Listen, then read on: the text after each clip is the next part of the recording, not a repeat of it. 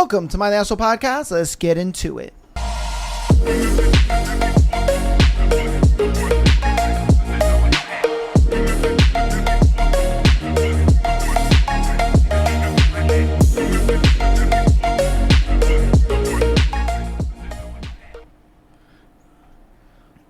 Welcome to my Asshole Podcast. Oh boy, it's Sunday and it's a good day. How's it going, Rig 4? What's going on with you? You know, always a pleasure to be here. Could not wait to get back into the office for today. Today's going to be a great episode, for sure. Oh yeah, we're going to be going over a lot of stuff today. We're going to be continuing the Nolan Wells things that we were talking about last week.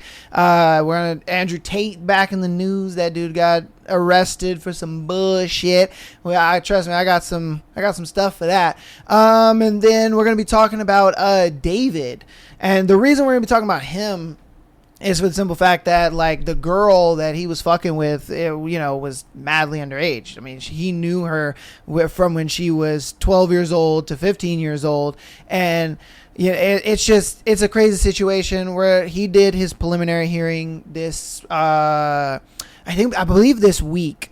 And so, we're gonna watch a little bit of that. We're gonna watch a creator that actually went there and was talking about it and all that kind of stuff. So we'll talk about that, but we're gonna jump right on into the first video. So we're gonna play this. We're gonna play this video, and then we're also gonna play another video before we kind of give like our takes and stuff like that. So I'm gonna give full perspective to just everything that has come out, I guess, as of this week for the Nolan Wells case and stuff. So we'll do this one, and then we'll get into another video, and then after that, we'll talk about it. All right. So let's hop on into this. Autopsy results for Nolan Wells have finally been released today, with a mysterious injury to the back of his head and parts of his neck and throat completely missing. The results of the original autopsy by the state were, of course, never handed over, so the family conducted an independent autopsy that was covered by Colin Kaepernick because the state was going to make them pay for it. And the original medical examiner neglected to send in pieces of his neck and throat for the new examiner when Nolan Wells is an alleged drowned victim. So now they are unable to even identify if he was drowned, strangulated, or possibly even hanged. And my question is, when is the tampering with evidence charge coming to the original medical examiner? Coincidence that many of the alleged murderers have family members that are judges and doctors? I think not. And interesting how none of his white friends posted any memorabilia about him, deactivated their social medias, tampered with his phone, and then not a single one of them attended his funeral. But all of these white people were supposed to be longtime family friends with the Wells family. But where's that established trust and love for his family now? His mother isn't speaking to those people anymore for a fucking reason, and I trust a mother's instinct. These white families are likely heavily involved in Mississippi's corruption, so if we stop talking about this and look away, they're going to slip this shit right under the fucking rug like that. They tried to dupe us with the first fucking medical examiner, but now millions of eyes are on them, and they can't let this shit slide anymore. If you have any additional information about Nolan Wells or anything that happened that night,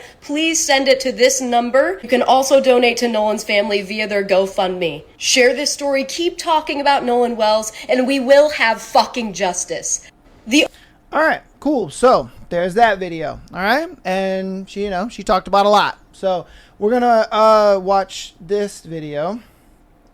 And this is going to bring just a little more perspective on what's going on. Now, the NAACP talks about this as well as a lot of media outlets and stuff.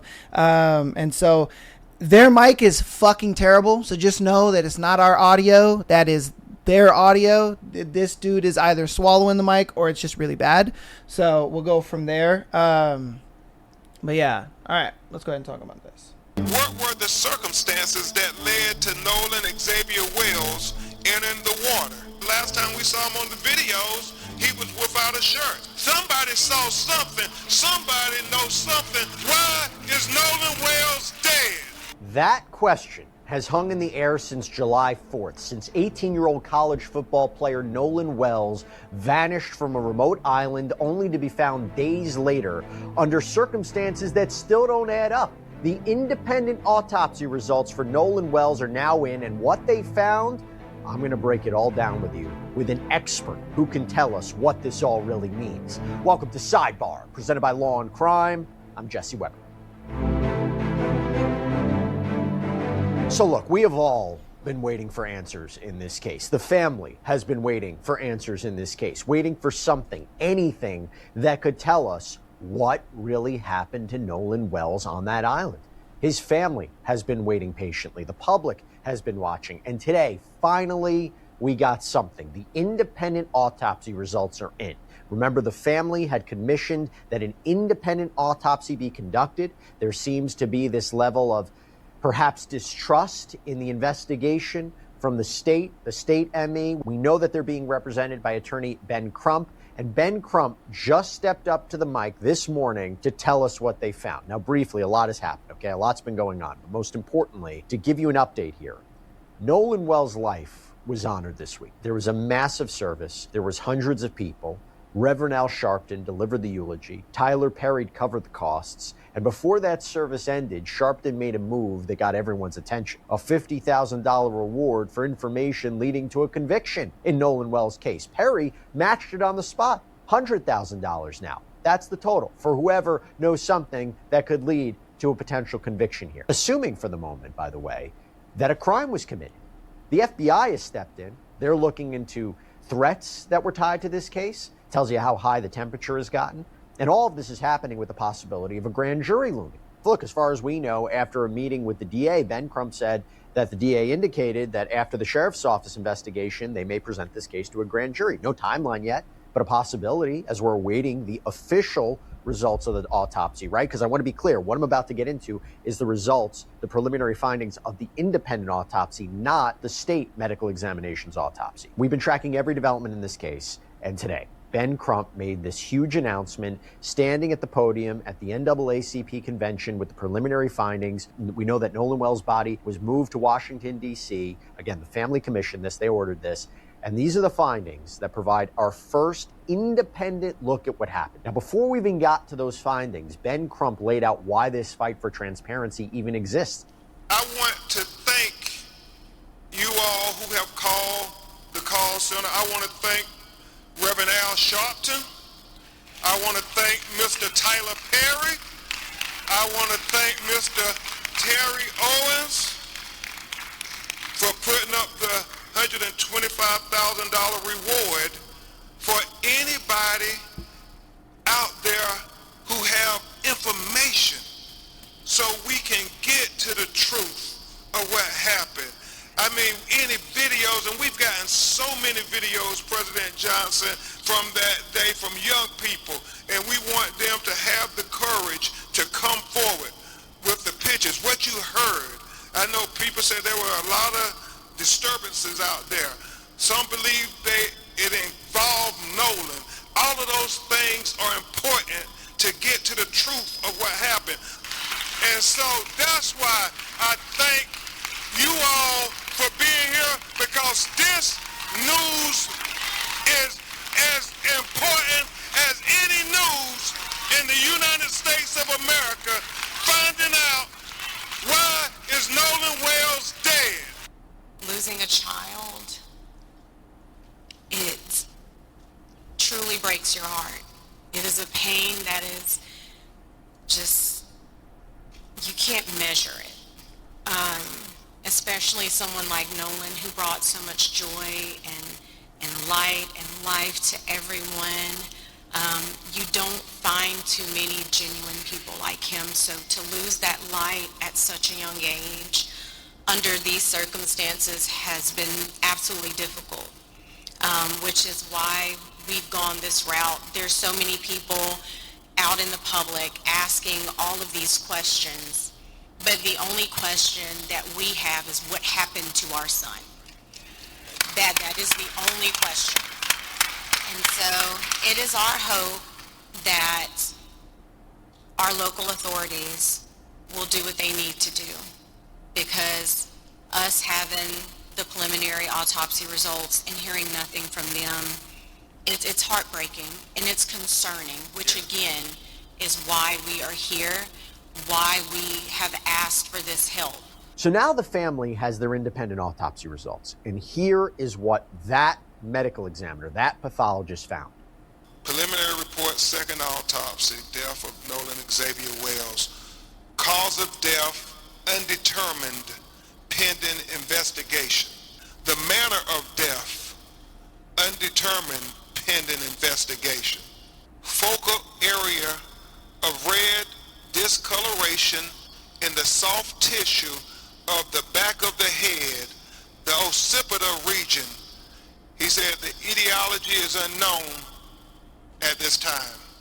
He said the body was received after the initial autopsy. He said the body had marked decompensation.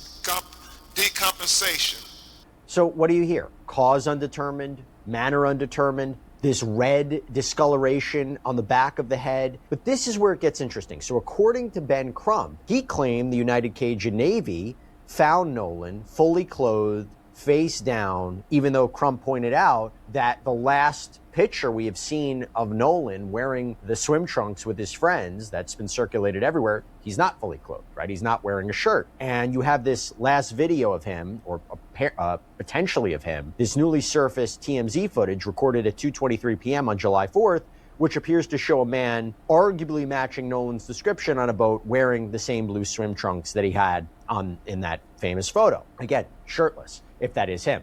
However, this just came out. So the United Cajun Navy took to X and they said, Attorney Crump, we didn't say Nolan was fully clothed when found. He was wearing only swim trunks. Please don't misrepresent our words. Now, this is another issue to try to make sense of what the condition of Nolan's body was. Okay, so I want to make sense of this. I want to try to understand what all of this means. I'm bringing on one of our favorites in this space. This is Dr. Tate Rutherford, Richland County Coroner. So good to see you, Doctor. I knew you were watching this live. We were watching it live. I know you were taking a lot of notes as we were trying to make sense of this. There's a lot of different areas here to go into. I guess I'll just start with the big conclusion from this independent autopsy, and you tell me how limited independent autopsies are. But the fact that it came out that the cause and manner of death are undetermined pending investigation, is that something that surprises you? Or and what do we mean by this? What do we take away from this? Number one, given the circumstances surrounding this case, I am extremely disappointed that an independent autopsy was not performed from the beginning. Yes, the state has a responsibility to perform the autopsy, but even the county coroner said, I want no parts of it. I'm sending this to the state ME's office. So if they were going to do that, they should have given this family the option from the beginning to have an independent autopsy, because things are missing from this independent autopsy that as a mother, as a community member, don't sit right with me. Number one, if you are going to hold back any parts of the body, I feel as if the independent examiner should have known that from the beginning, and a report of what those findings were should have been sent to him. Yes, it is customary to hold back pieces of the body if you're going to examine them further, but why? What was there that you needed to examine? And why have you not discussed this with the family? Transparency as a public official, especially in the role of coroner, where you are expected to perform an independent autopsy outside of the police's investigation, I feel that the coroner and ME's office has not been transparent and upfront with this family, and that is very concerning to me. Why would you hold back the neck muscles? Why would you hold back? Let me play that portion of the press conference right now. The anterior inner neck structures were absent, not received with the body. The trachea and the laryngeal cartilage, the thyroid horn, and the hyoid bone were not received with the body. Therefore, this pathologist cannot rule out injury to the neck as a contributor or a cause of death. Dr. Rutherford, why would those pieces be removed? And are they being tested?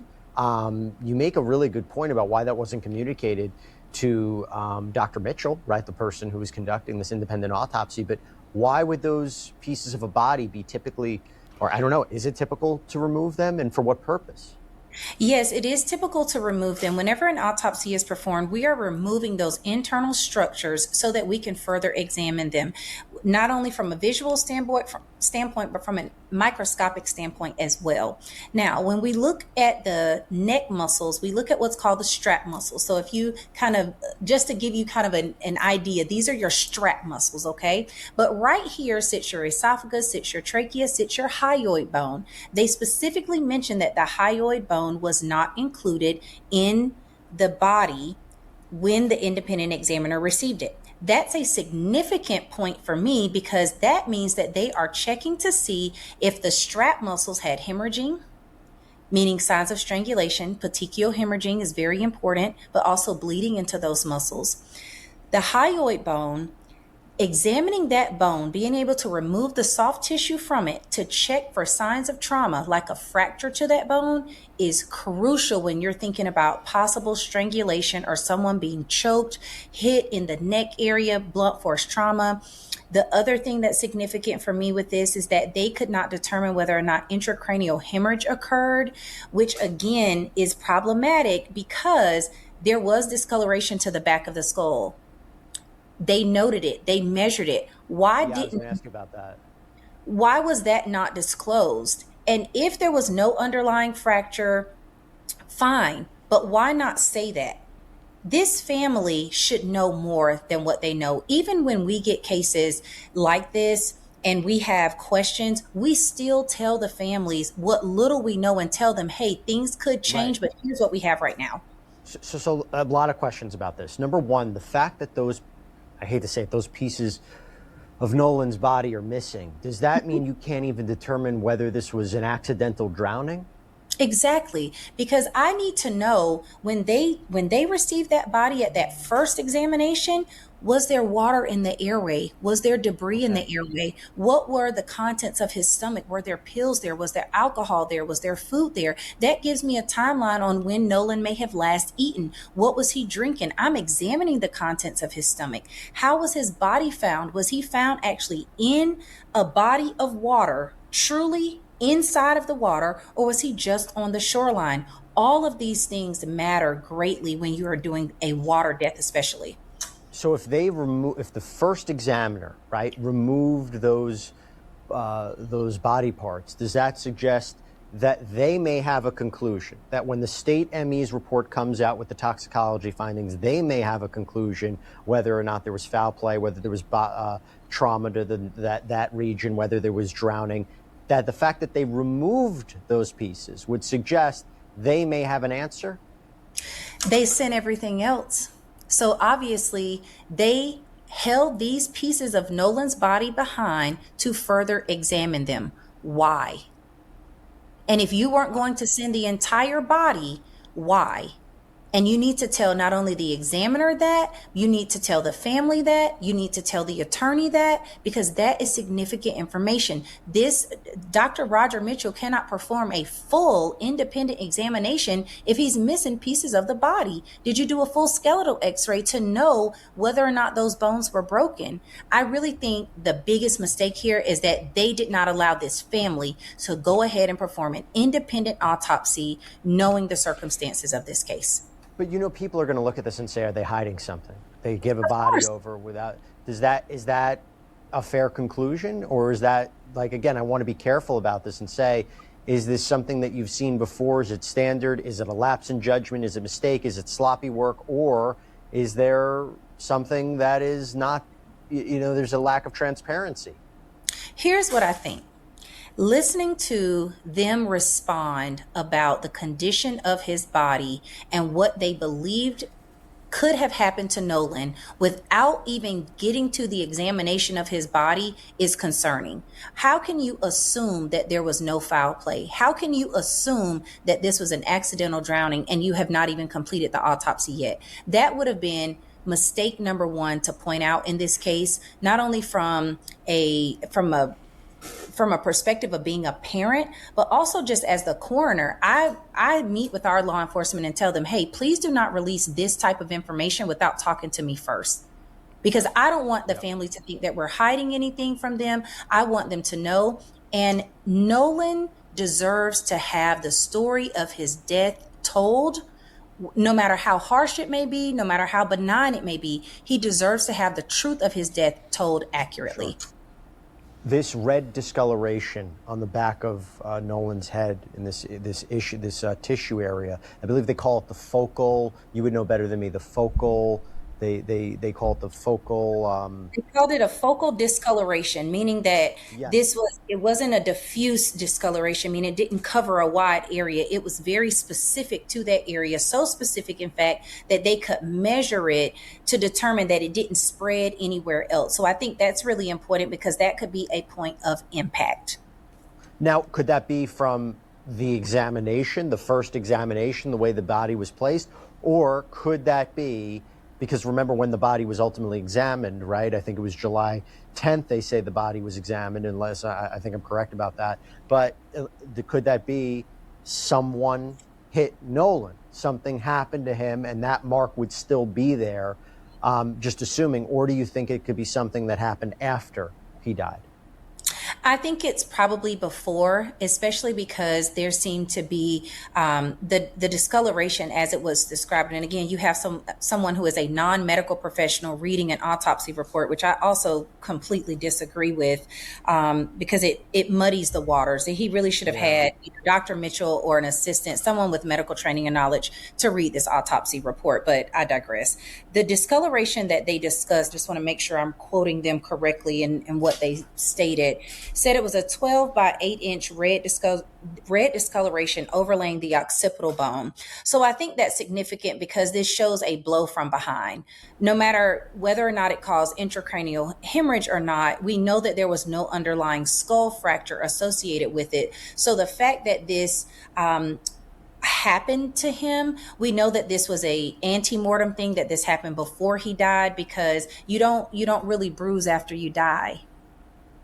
We check for those bruises. Okay. We actually have the pathologist cut into those bruises and they look for certain things. Now, again, this body was found later. It was found in an outdoor area, but we don't know if that body had been there the entire time.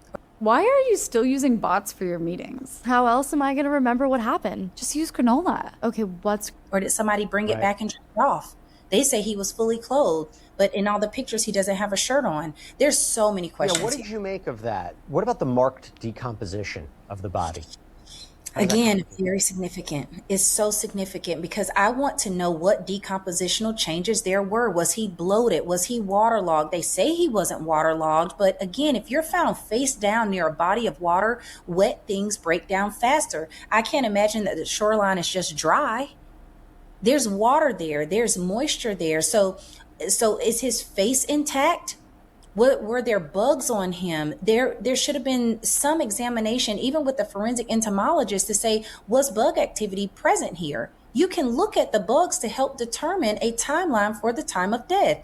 I feel like so much is missing here. And I think the biggest mistake, Jesse, seriously, is that they should have given this family the option to perform an autopsy on their own before someone else touched the body. I want to play something else from Ben Crump this morning. Let's take a look. This pathologist cannot rule out if any intervening non-accidental factors contributed to or caused the death of Nolan Wells. Understand, he's saying based on the examination of the body, he cannot rule out foul play. That is significant.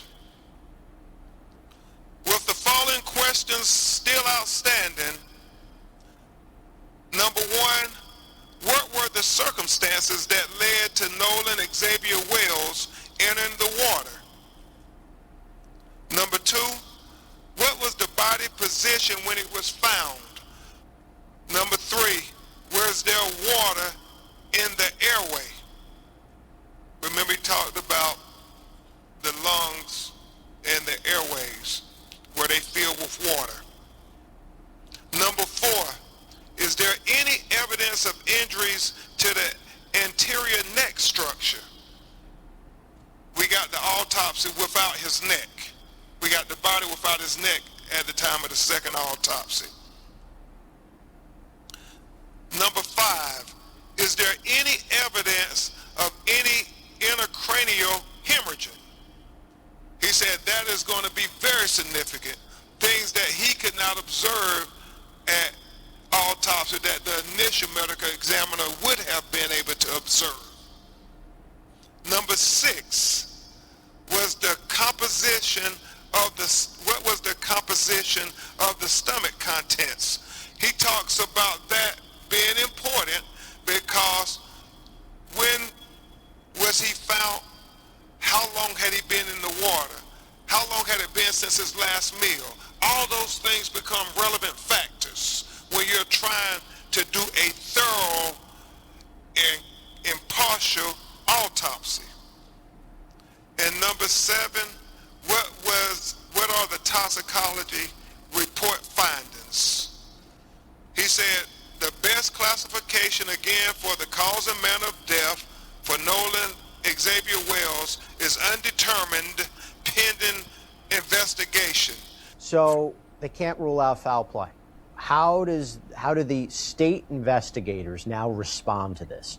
I'm imagining they're still waiting for toxicology results for their own autopsy, but do they respond to this? How do they respond to this? When do we receive the official autopsy from the state medical examiner's office? What's going to happen next there? I mean, I'm really curious about the law enforcement's response to this. I think their option is to respond. I think it's the only right thing to do. The fact that they have chosen not to respond, the fact that they've chosen not to be transparent and to share information, it's not just a failure of duty, but it's a betrayal of public trust. The public trusts you to tell the story about how people died, whatever that truth may be.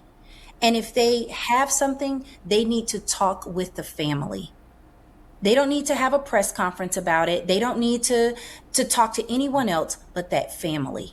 And tell the family, hey, I want to share this with you, but I need you guys to not share this until we get all of the reports back. That's a very simple ask. This mother and father want to know what happened to their son. That's the least that they could do is respond and say, this is why we're saying there's no foul play. This is how we've concluded this. And I'm curious, look, if there really is a divergence between what that medical examination is and what is here, I mean, it's already going to raise a lot of questions. This presser is going to raise a lot of questions. The toxicology findings, how much is that going to help fill in the blanks? I don't know that it will. If there's nothing there, then it's non-contributory to the cause of death. But what if there is something there? This is a student athlete. This is someone who prided himself on his athletic ability and staying healthy to play football. This was a first love for him. You hear his dad speak so passionately about his son's football career and what he was trying to do. So I can't imagine that this is a kid who's just out here, doing drugs and drinking. And if someone saw him doing those things, then step forward, say something. Because we know as parents that our children don't tell us everything that they do. He's a college kid. Maybe he does do something every now and again, but someone needs to say something. Someone needs to. I think even, as we talked about, having that video come out that could potentially be Nolan, that's a piece of the puzzle, right? More video. All right. So that's pretty much the end of that video. And then I know you had sent something in, but one more thing. Now, they talked a lot about like the withholding of information, of why the autopsy got, pathologists would hold things back. I went ahead and looked that up just to see why it is they would do something like that. And to see if it could be foul play or anything like that, or, whatever it could be. Oops. Wait, hold on. Why are you doing this? There you go. So, as they mentioned in the video, additional tests that is needed. Certain organs, especially the brain, heart, or portions of other organs, may be retained for microscopic examination. Toxicology, sorry, I'm very bad at reading. Specialists with these tests can take weeks or even months. Or what I personally think it is that the investigation is ongoing. So the death, if the death is suspicious or potentially criminal, investigators and the medical examiner may limit what they publicly disclose to the family to avoid compromising the investigation. This doesn't necessarily mean that they're withholding information improperly. So, sometimes just because they're withholding information doesn't necessarily mean that they're doing it improperly or they're doing it because they're hiding something. It could be a thing where the investigation is ongoing, so they want to kind of make sure that nothing gets tampered with during that. Evidence preservation kind of goes with 2 as well. In a potential homicide or other criminal case, tissue samples, organs, bullets, trace evidence, or other specimens may be retained because they can be needed later in court for additional forensics testing. So again, the parts of the throat, the back of the neck, the things that the independent guy didn't get, those could be things that the prosecution are going to use in court, and that's the reason why they need it. And then you also just have office policies and state laws. So different jurisdictions have different rules about notifying families when organs or tissues are retained and when they must be returned, if they are returned at all. Some offices routinely retain small tissue samples permanently as a part of the case record. So that was something I wanted to look up because I know that was a big thing in both videos where people didn't really know, like, is it foul play on their end? Are they hiding stuff? What's going on? So I just wanted to look that up to kind of give you guys perspective on what it is that could be going on just with that side of things. So, yeah. Yeah, and I sent in this may be a little controversial because X has crazy videos, but the idea is when you have something that's clear, cut, and dry, you get to see, you'll see it unfold pretty quickly, and then a lot of answers will be answered relatively quickly, right? Where you can see in the video that I sent in, things are pretty clear, cut, and dry. The idea is if there's any foul play or anything suspicious about the death that is supposed to be considered an accident, it will result in a delay of, it shouldn't result in a delay of information about, either gathered from an autopsy or about the days of the event or whatever the case may be, right? Is it safe to play or? Yeah. Okay, yeah. So we'll pull it up right now. It's just like a quick kind of apples to apples example, and then we'll get back into the Nolan Wells. Okay. Let's see. I do actually remember this case. I remember seeing this case. He actually got convicted for murder.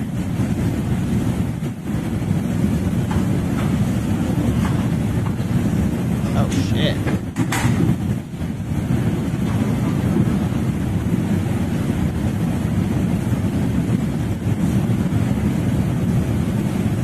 Yep, and that's again, when it's clear, cut, and dry, the gentleman in the white tried to claim self-defense, right? He wanted to take a lesser plea by claiming self-defense.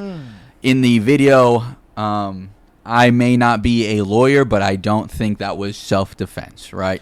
Oh, 100%. They fucking ran into each other. He fell back, hit his head. In a clear fit of anger, he was like, I'm throwing you in the water, right? Yeah. And regardless of there being video evidence, solid video evidence, when an autopsy was done on the man, they very clearly knew that he had hit his head before he fell in the water, before he was in water, right?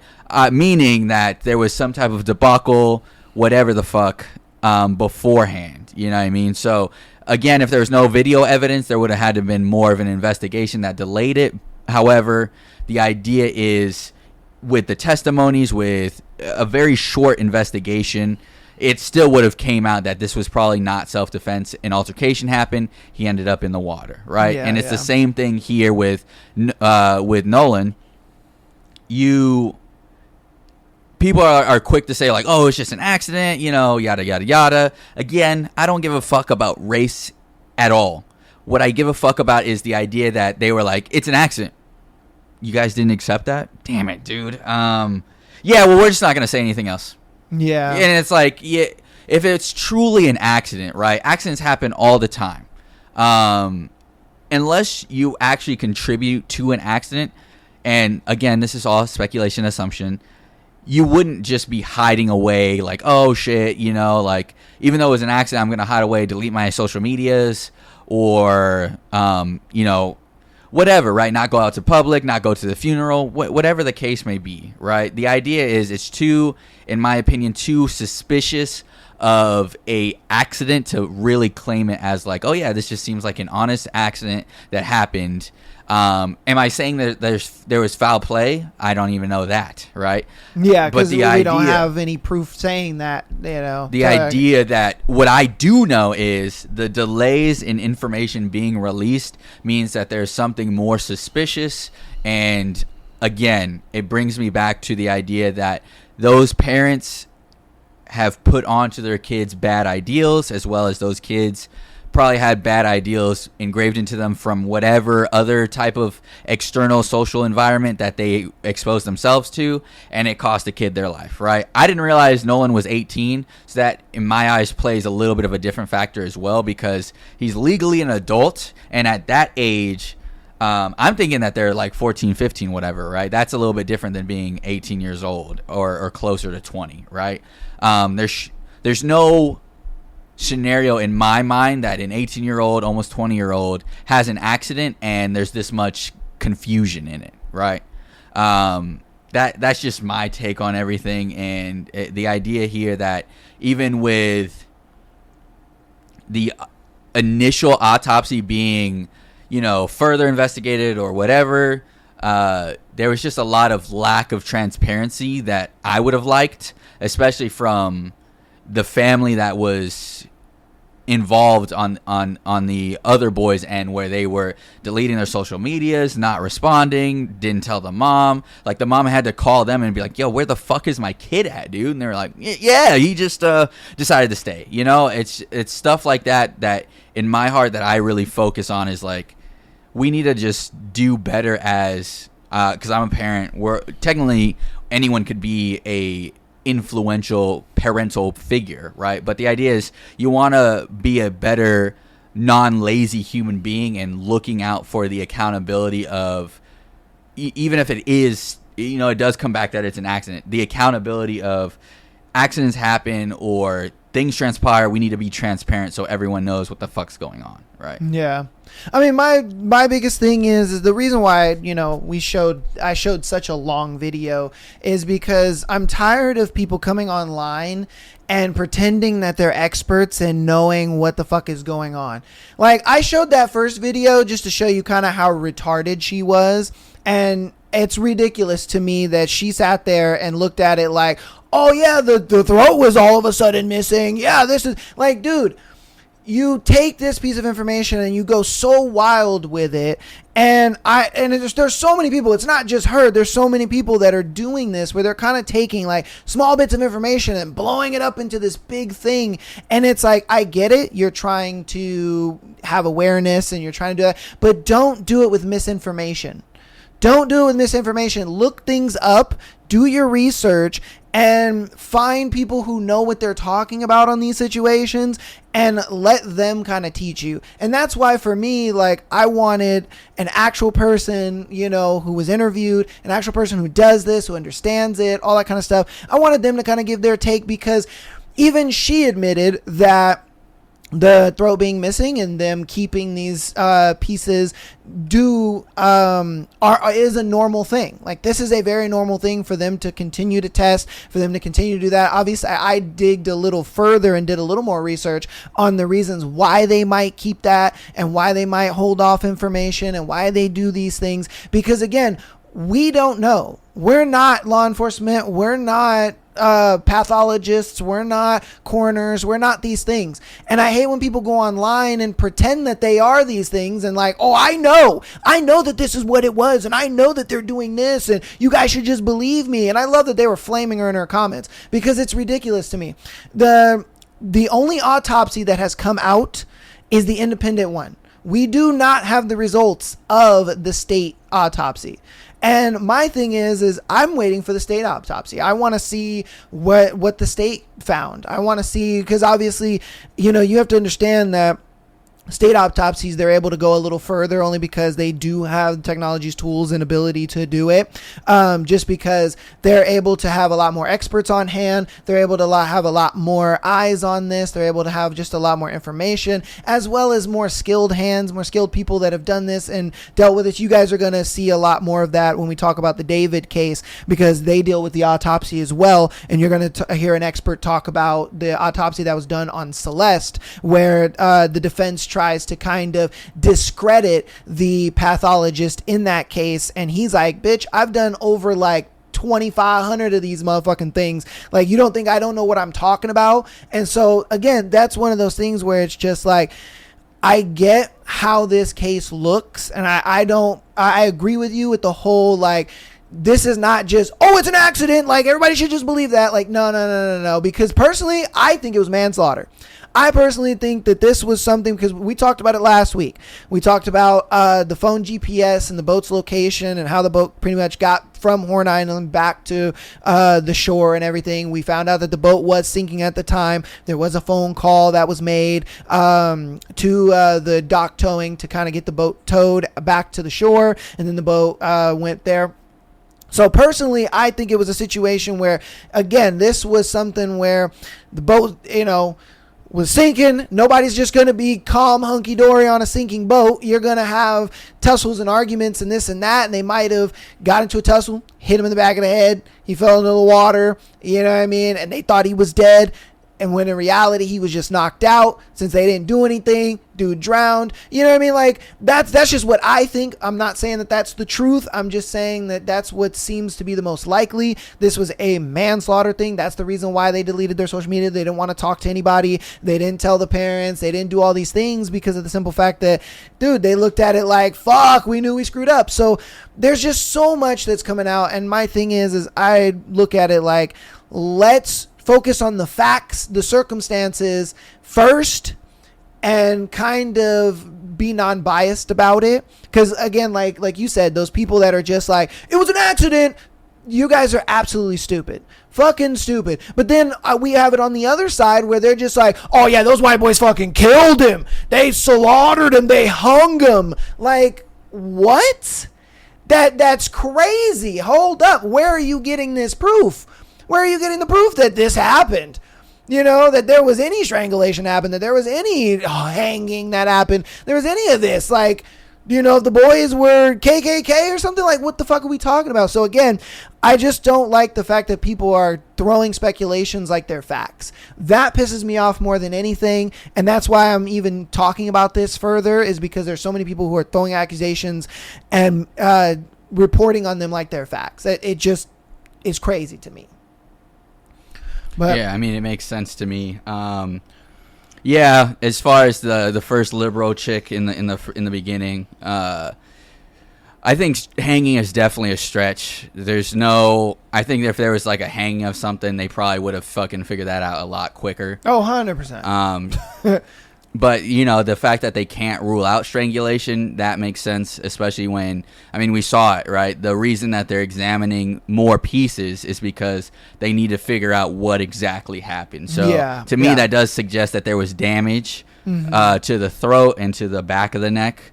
So, that being said, is like, all right, well, if they know there's probably something more to look at, then I don't know if it's necessarily manslaughter. I don't know what exactly defines manslaughter, but the idea is like an accident leading to a neglect of, saving one's life. I don't know if that classifies as manslaughter, or I think that actually counts as a type of murder, if I'm not mistaken. Well, manslaughter is pretty much just the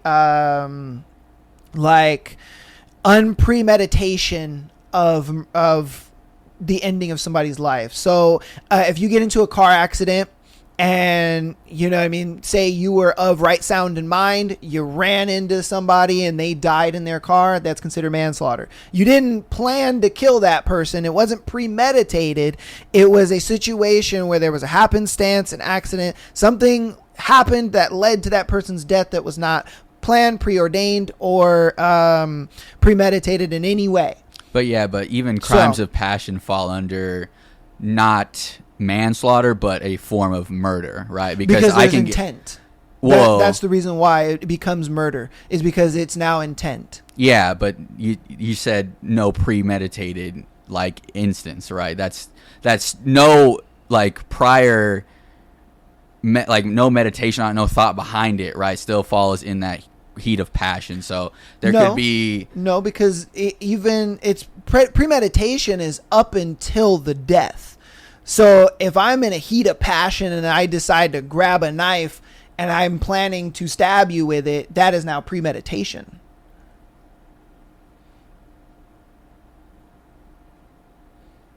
Like even if it's seconds before the death, it is premeditation at that point. It does go from manslaughter. Now, if it was a thing where, I wasn't meaning to, say I threw the knife at you or whatever, like that could fall under premeditation, but at the same time it could fall under manslaughter. You know what I mean? But obviously there's still premeditation within that. It's up until the death. So when you say up until the death, you mean like a killing blow, or up until the loss of life?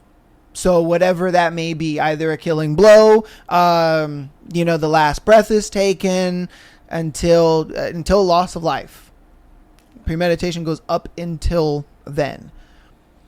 Because if it, again, like the car accident incident I told you, if I ran into somebody and I was of right sound of mind, I'm not inebriated, I'm not, I didn't know this person, anything like that, and they died, then obviously that's manslaughter, because I didn't premeditate anything all the way up until the death. But again, if we're in a heat of passion and I decide to grab a weapon, knife, gun, whatever it is, now I am premeditating your death, because I am planning to use whatever weapon it is that I grabbed, or even if it's my fist, and to end your life. You are now showing intent. So in reality, an altercation could still be considered premeditated, right? Like a fight, yes. Yeah. So if we were fighting on the side of the road and I say, hey, fuck you, Rigga, da da da da da, and you're like, fuck you too, you know what I mean? And I then punch you and we get into a fight and I kill you, that is considered premeditated murder. Why? Because we went from a verbal altercation, I made it physical and killed you. That is premeditation. I premeditated your murder by escalating it from a verbal to a physical confrontation.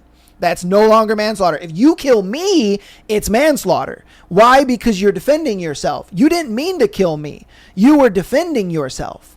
But for me, as the one who is the aggressor in the situation, I murdered you to where you manslaughtered. Okay, that makes sense. Yeah. How what we're getting at with relations to Nolan is, there's probably, like he said, some type of debacle or chaos that erupts from the idea of like the boat sinking. Mm-hmm. And I could imagine what you're getting at with the idea of like, they kind of were like, dude, the boat's sinking. What the fuck do we do? Why'd you drag me out here? Yada, yada. They fight. He falls in the water. However, I still would feel like anything that resulted from that is probably murder, right? Yeah. I mean, again, we don't know if this is true, but we're kind of just speculating on it. We're just kind of creating some creative talk, but again, that's what I think it is, especially with the idea of like there may be damage to the throat as well as the back of the head. Exactly. This is in my eyes leaning towards murder, not necessarily like murder in the first degree where they're like, I wanted to kill this guy, right? Okay. But whatever, I know there's different degrees that may result from like crime of passion or whatever the fucking case may be. So it's just kind of sad that this kind of stuff happened, and we have these kids whose lives are kind of now being affected, where whether it was one or all three of them or whatever, right now, like all three of the other boys that aren't Nolan, they all now have to face scrutiny, possibly legal action, stuff like that. And again, it's just crazy that this kind of stuff happened and no one really just came through and like, hey, like it'd be different if one of them was like, hey, you know what, like a fight, took out. We didn't want to say anything because we were scared. You know what I mean? Yeah, They're still yeah. young enough to where it's like, Yeah. dude, that's valid, but at least you had the balls to come out and say some shit. You know what I mean, I agree with you 100% on the whole. They're 18 years old. They're adults. They should have took responsibility. But it's like you can also play at the fact that, bro, they were young. I guarantee you they took this boat without their parents knowing. They looked like I look. This is how I think the full timeline went. You can disagree with me all you guys want. I want to know that you guys' timeline and maybe your timeline too. This is my timeline. I think there was actually 4 white boys. There was 4 white boys and there was Nolan. I think these boys were all hanging out, chilling, doing their thing, and they were like, yo, bro, how about we take my parents' boat, we go out to Horn Island, we go kick it, do the thing, and then we get back. We should be back before my parents even know that the boat is gone. And to a kid, you're like, yo, that sounds lit. Like, fuck yeah, let's do it. Da-da-da-da. They take the boat out to Horn Island. They have a good time. They're doing their thing, yada, yada, whatever. They look at it like, oh, shit, we got to get the fuck up out of here, bro. So then they're on their way back. But they notice the boat is sinking. They're like, oh, shit, bro. Oh, what the fuck is going on, bro? If this boat sinks, I'm dead, bro. My parents are going to kill me, man. And Nolan's freaking out. He's like, I shouldn't have fucking did this, bro. Like, my parents are going to absolutely fucking kill me, bro. They're like, calm down, bro. Calm down. He's like, no, I can't fucking calm down. The boat is sinking, nigga. What are we going to do? And so then it caused some altercation. You know what I mean? They were probably trying to choke him out or something to, like, calm him down or whatever. And, you know, something caused him to either choked him out. He hit his head on maybe the awning of the boat or something. He fell in the water. They're like, holy fuck, dude, he's dead. Dude, he's fucking dead. And they're like, bro, let's just get the fuck out of here. Let's just get the fuck out of here. They make the call. The towboat comes. They get towed. You know what I mean? They go in, and then they're all in the house freaking the fuck out. Like, bro, he fucking died. They're like, bro, I know. What the fuck are we gonna do? Like, I don't know what the fuck we're gonna do. It's like, dude, we're just gonna fucking not say anything. Like, we're just gonna, you know, let it kind of just blow over, whatever. Like just don't say nothing. You know what I mean? I think that's kind of what happened. Just because I know if I was in that situation, I'm 18 years old, and I knew I was doing some fuck shit I shouldn't have been doing. Yeah, I just can see that. They're kids. They don't know what the fuck they're doing, bro. They look at it like, you know, this is a high stress situation. They're not gonna make the best decisions. And so that's personally what I think happened. Again, that's not, you know, that's just going off of the facts that are given, that what we have so far. That's just what I think. Obviously, I want to know what you guys think. I want to know what you think. Timeline, give it from... Yeah, I don't know. It's hard to tell because I didn't invest enough of my brain power into this, right? So my timeline, though, is... I don't know if they necessarily took their parents' boat without permission. Okay. To me, like, I don't, especially if they're 18, I don't think that they would take their parents' boat without permission. They probably were like, Mom, dude, like, let me take the boat out for a little bit. And then Mom was like, okay, just be safe. Took the keys. They went out there. Okay. I could definitely see what you're talking about of, like, the idea of, like, they went out, the boat started sinking, because, again, Nolan is a known athlete, right? Granted, the idea is you may not know how to swim, but with the idea of, like, you know, him freaking, what I'm getting at is the idea is if the boat started sinking, there's not really a reason to freak out. You can just swim the fucking shore, right? Mm-hmm. They weren't incredibly far where, even if they were, right, the idea is still they were around enough body of or land mass to probably make it back to the island or whatever, right?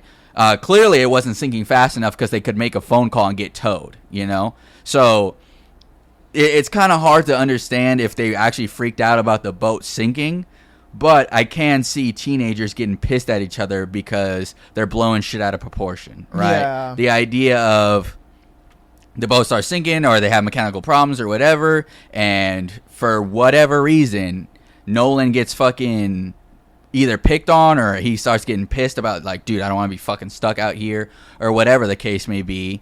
And there's that altercation where, in my mind, I think as a teenager, it's a little bit more likely in my brain, if you're going to leave someone out there to die, it's not you guys get in an altercation, you're like, fuck, he's dead, I don't know what to do, leave. It's more like, fuck that asshole, dude, he died, idiot, and then they drive off, you know what I mean? So and then again, you know, like the lady said, I don't really necessarily know if it plays a factor, but it could make sense if it's like, hey, you get back home and like, yeah, dude, we fucking left Nolan out there. And it's like, okay, well, don't say anything. You know, let me talk to my fucking lawyer best friend or judge best friend and see what the fuck we need to do, right? Yeah. And then they got the advice of like, deactivate your social medias, don't say anything, don't go anywhere, whatever the case may be, right? Because that seems like very educated, very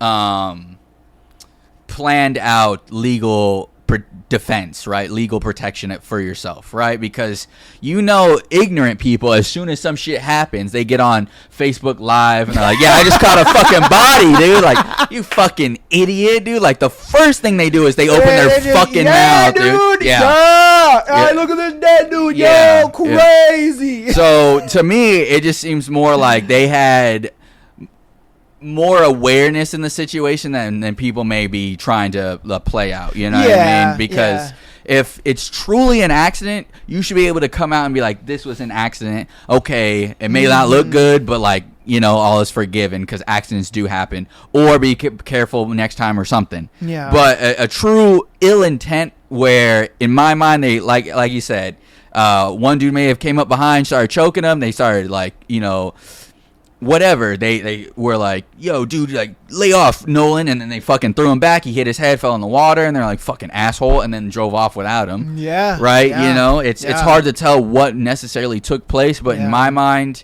it's definitely, I guess, call it cynical if you want, more with ill intent versus than with accidental intent. Well, see, you're not wrong in thinking that way because, dude, that very well could have happened. Yeah. Like, obviously, I'm playing on the side of maybe the kids were just freaking out. Holy shit, dude's dead. Da da da. But that very well could happen. They very well could just be like, bro, fucking idiot, man. Like, get the fuck off me. Because when you get into an altercation with somebody, you don't just separate your homies again. Yeah. You guys are kind of a little mad at each other for a little bit. Like, fuck you, dude. And fuck you too, bro. So it very well could have been that. Yeah. You know, this could have been, as you would say, like a crime of passion kind of thing where it's more like crime of passion doesn't necessarily have to be between a relationship couple. Right. This can be between friends. You know, like if we get into an altercation and we're mad and, you know, we fist fight each other and stuff like that, that is considered crime of passion. It just is. And so I can understand why you would say that and bring that perspective. I'm glad that you even did bring that perspective, if I'm being honest with you. So because it's like the X video we saw where it's like they probably would, like, those two got in a minor altercation. Dude fell back, hit his head, and he was still pissed off and like, I didn't feel like I got enough out of it, so he threw him in the water. Yeah, yeah. I was like, fuck you, dude. Instead of like, oh shit, let me call the police. Yeah. So you know, I mean, that good point. Good point. Hey, you guys, let us know what you think, man. With all the information that's come out, again, do your fucking research. Stop listening to these feminists on fucking Instagram, bro, because they don't know what the fuck they're talking about. All right, I wanted to show her video just to show how stupid she is, and when you actually do your actual research, a lot of times it ain't as crazy as they're trying to make it out to be. And I discredit her after the video that we reacted to last week because of the fact that, for one, I debunked a lot of the bullshit that she said very quickly. And then two, she tried to make it into this radicalization of something. And I'm just like, bro, that's crazy as fuck. Like, just the fact that you're telling me, oh, let's be radicalized and let's do this. I already knew, like, you're on some bullshit, bro. That's why I discredited her immediately. But I know, you know what I mean? You wanted to show her video, so I was like, to the respect of the rig, I'll show the video, but I'm gonna do my own research, and we're gonna actually get it from the experts. We're gonna actually get it from actual sources on why these things are happening, what they're actually looking for as a pathologist, coroner, and oncologist. Like, I rather these people tell me what's going on, because like I said, I'm not in law enforcement. I'm not a pathologist or an oncologist or a coroner or none of that shit. I don't know any of that, so I'm gonna learn from the experts, and I think you guys should too. Do your research. All right. Okay. Did you have anything else on the Nolan Wells before we hop into Andrew Tate? No, we'll get into Andrew. Okay. So Andrew Tate's been getting some scrutiny, man. First off, how do you feel about the whole Andrew Tate bullshit that's going on? Before we showed some videos, we Ben knew what kind of dude he was. You know, a lot of this back and forth of like, oh well, how can you guys like him, or how do you people like him, or how does anyone like him? He's terrible, he's this, he's that, he's whatever, right? We all knew how he was, right? Whether you believe that the allegations or you don't get that kind of stigma by not dabbling in that frequency at all, right? So for me, it just jumped really as no surprise, right? The reason I follow Andrew Tate, and I don't follow him on social media, but like the reason I have allowed his words to be in my world is he does say some pretty important things sometimes, right? He has very trying to think of the word, very inspirational, I guess, if you will, words to young entrepreneurs, right? The idea that as fucked up as he is, he does say things along the lines of, if you whatever you choose to believe, and this is something I believe, whatever you choose to believe in life is going to be your reality, right? And again, it brings back to that perception is reality phrase that I don't like, because it keeps people in delusions. But the way our Andrew Tate articulates that is what had drew me to him initially, right? How he treats women, how he treats people. Yeah, I mean, everyone's got incongruencies with how they operate. You know what I mean? So you can't. I can't say that I'm surprised or that I really even give a shit about what he's been alleged or convicted of or not convicted of or charged with or whatever, because at the end of the day, right, like, Andrew Tate is his own dude, right? What he does not really affect me. What he says does not affect me unless I let it. So at the end of the day, I really don't give a shit, if he goes to jail or if he doesn't. Cool. He did some fucking podcast shit, and I don't know if you're gonna play the clip where he was like, yeah, dude, I might be at the end of my life or some shit like that, where I'm like, you're so fucking dramatic, dude. Just shut the fuck up and take what you're getting, dude. I mean, my thing is I don't think he did any of the bullshit that they're saying that he did.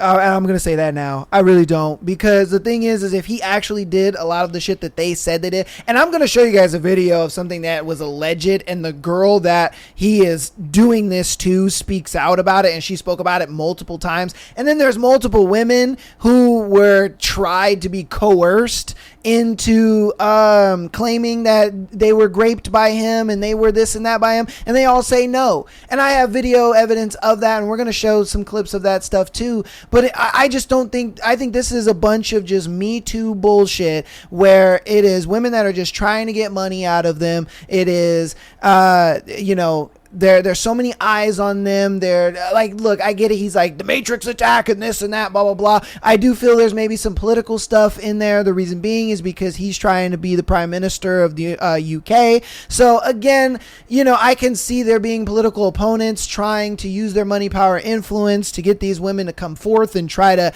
create a case against him and this and that. And look, that's why the reason I'm even like reporting on this, like, look, if I'm being honest with you, I don't really care too much about Andrew Tate. I don't listen to him. I don't even listen to his words. I look at it like he understands masculinity, and that masculinity needs to come back, and that men need to be men and women need to be women. And that's really the only thing that I take from his message. Like, yes, that's what it is. All the other stuff is kind of arbitrary bullshit. He's just speaking out of his ass, and I just don't care for.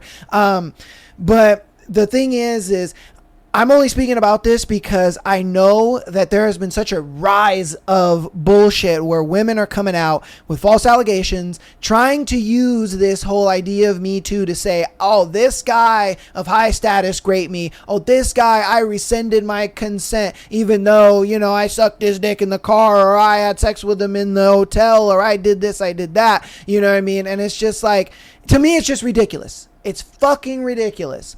All right, but I'm going to play, a video of him talking kind of about the cases and all this stuff. And then I'm going to show you guys a video of, I guess, what he's alleged to, being arrested for, some women speaking out about it and stuff like that. So we're going to hop right on into the videos.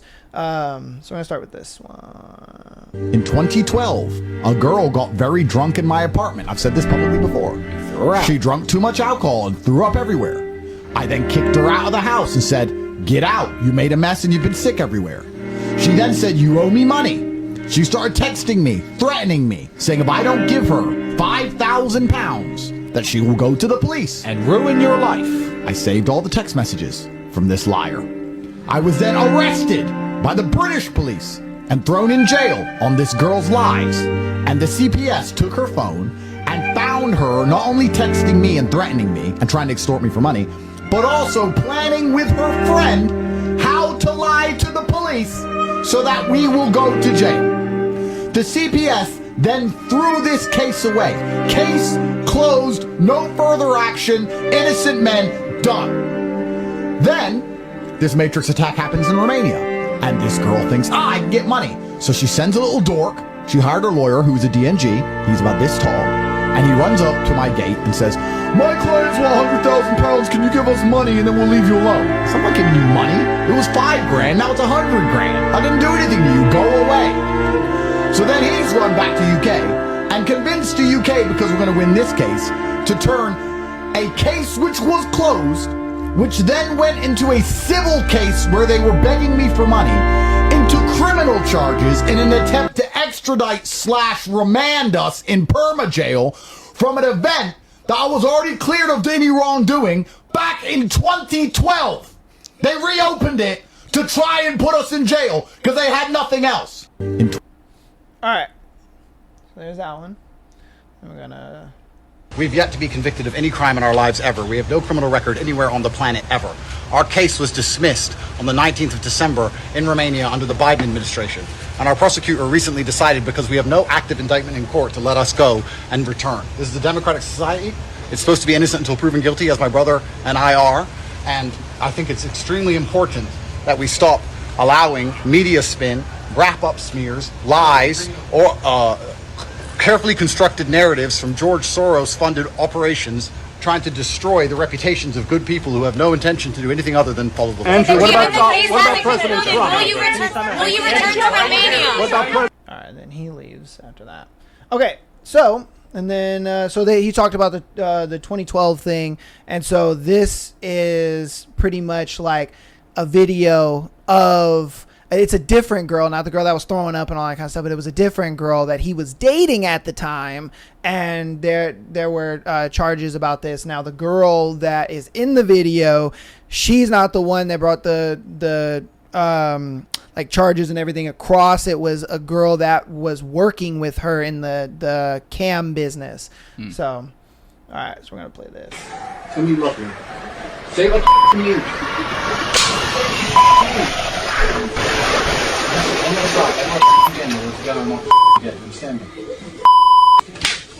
Did I say listen? Did I say listen to you? Did I say it? No. Did I say it? Look at the camera. This is what happens, you don't listen. Look at the camera. Why are you getting hit? Why are you getting beaten? Alright. So, you know, that looks bad, right? But here's the girl of the video, or the girl that was in the video. But I'm pretty sure you know that Andrew Tate has been arrested for human trafficking and a rape, which is absolutely absurd, simply for the reason that it's absolutely false. I have lived with Andrew for years and years, and he would never do anything like this. I've already had to make 2 videos regarding his innocence when it came to him being called a woman beater for a video that got leaked of us two having a little bit of a rough role play. I had to make a video clarifying, 2 videos in fact, clarifying that he is innocent, but here I am again. He is not a human trafficker. He would never rape anybody, and he would certainly never ever human traffic anyone either, including his brother. I am just so shocked, and I'm so fed up with all of these lies. It's so false that it's upsetting. Even though we're no longer together, it upsets me because I know the person I have lived with, I know who he is, and he is neither of those things, and he does not deserve any of this coming his way. But I'm pretty sure. Alright, so that, and then I believe it's this video, or actually no, it's this one, I'm sorry. First things first, I've never actually been a victim of anything, and I've said it over 15 times to the police, but my statements keep getting thrown away. He's such a nice man, he's very generous. He's always been respectful of me and others around him. He would never do anything like this. He is innocent, but here I am again. He is not a human. I was listed as a victim, and the court wants me to claim that I'm a victim, even though I told them more than once that I'm not one. Kristen and Andrew were always very kind to me. All right. So, I mean, I don't think he did it. Again, there's just really no evidence showing that. All the things that he has claimed of doing, it either got thrown out, they tried to coerce women into making it true and all that. Like, so I don't know. What do you think about it? Yeah, again, for me, it really doesn't make a difference. You know, whether he actually did anything, didn't. What I will say is I'm a little less blind to the idea that he probably did some shit and then was like, you know what, because women are delusional anyways, he was like, you know what, dude, here's either a large sum of money or whatever the fuck, you know, make up some bullshit, I'm innocent, right? And then they got on here and like, yeah, dude, like, yeah, he's definitely innocent, you know, nothing wrong. Because to say that, like, that was like a role play or whatever, maybe it was, maybe it wasn't, you know? It's hard to say, but at the end of the day, I'm not oblivious to, especially what's been taking place in our country, the idea that things happen and get covered up really well and then people move on and forget. So I really, in my mind, don't give a shit about any of what Andrew Tate is going through. You know, it's one of those things where you get your comeuppance at the end of the day. So if you are doing all this shit, you know, you're probably going to get your comeuppance in some way, form, or fashion. If not, then, you know, you have the proof right there. If nothing was truly taking place and those women are telling the truth, and, you know, I feel like it's pretty cut and dry with what's being released. So for me, it's, again, I take the good parts that come from pretty much anyone, and the other parts I just, you know, I don't agree with, and I just move on. Because at the end of the day, Andrew Tate, again, like you said, he's got some really good ideals about masculinity and men being men, women being women. And, you know, on the other end of the spectrum, I don't think he has... I'm not opposed to the idea that he has vices that people probably don't agree with, you know? So. Okay, I mean, you don't think that this is something important to talk about just on the fact that a lot of successful men are targeted by women in this whole Me Too movement of, oh, I'm going to say he raped me even though the sex was consensual and all this stuff just so I can get money out of it, and, you know, push this stupid fake narrative of, yeah, all girls, we can do this. We can just, you know, have sex with men, pull back consent, and then take them to court and make them out to be this villain, this bad guy, this horrible this and that. Like, you don't think that that's important to talk about?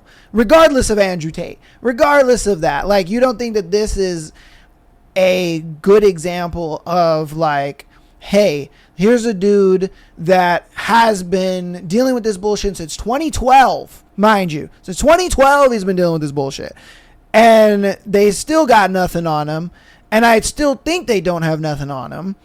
But it's just the fact that it's like they keep going after these guys, and it doesn't have to even just be him. It's just successful guys in general. Like, you don't think that's something that's important to talk about? Well, I think that women being held accountable is always going to be important, right?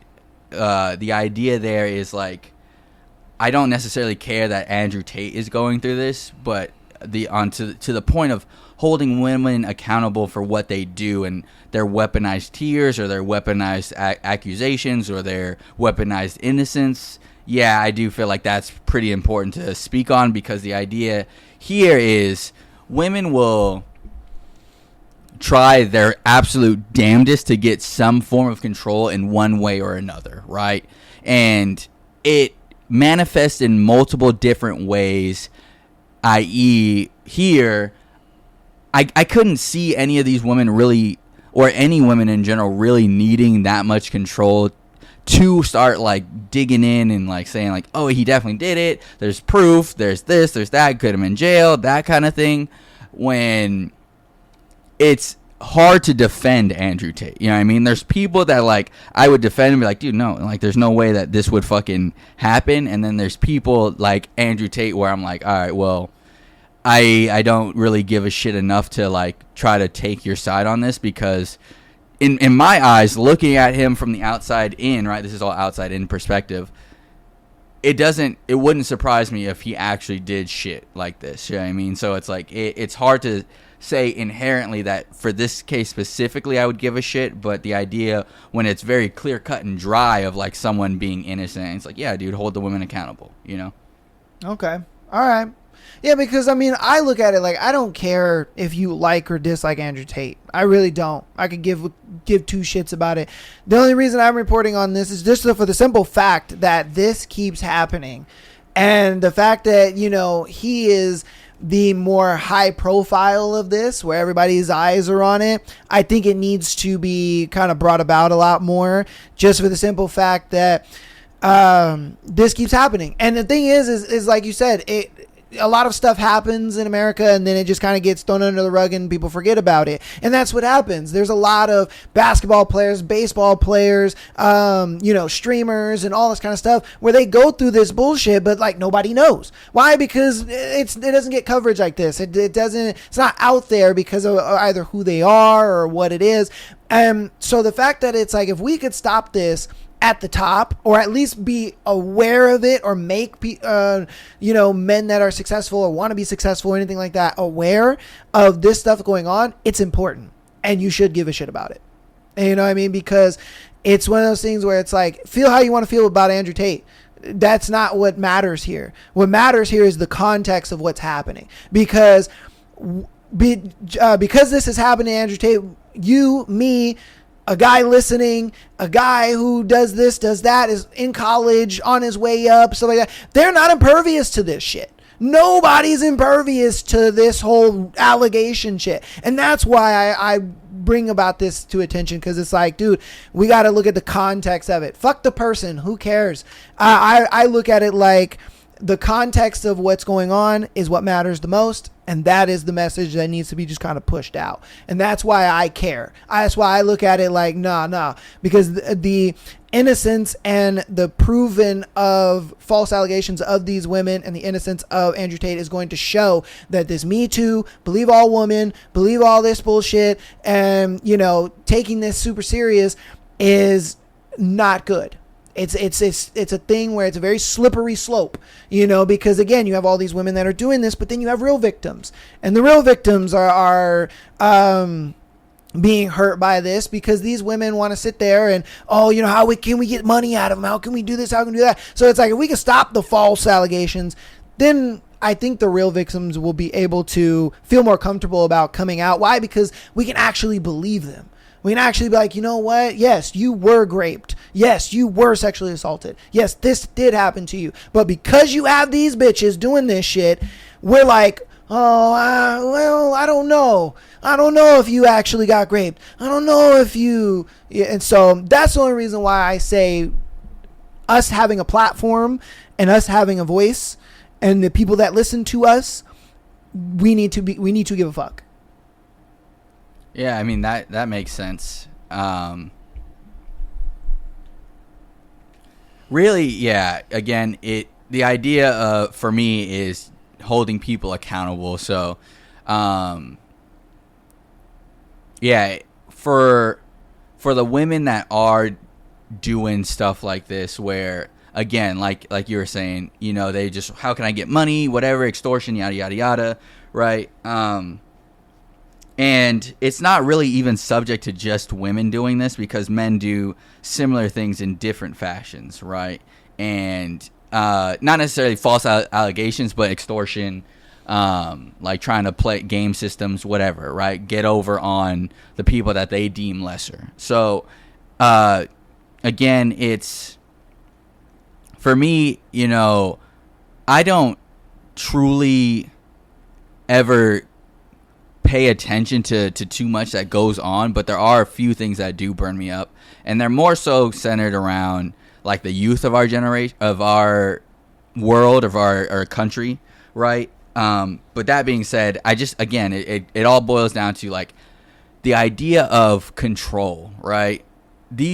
A lot of these women, I feel like, just feel so helpless in society, so beaten down, so out of power, that they feel as if there's some sort of, or there needs to be some sort of power balance through their actions of like, oh, he raped me, or, you know, these movements that like they piggyback off of, right? Because again, there's plenty of times where, like you said, the real victims that have stuff like this happen to get like swept under the rug because of the outliers that make shit up, right?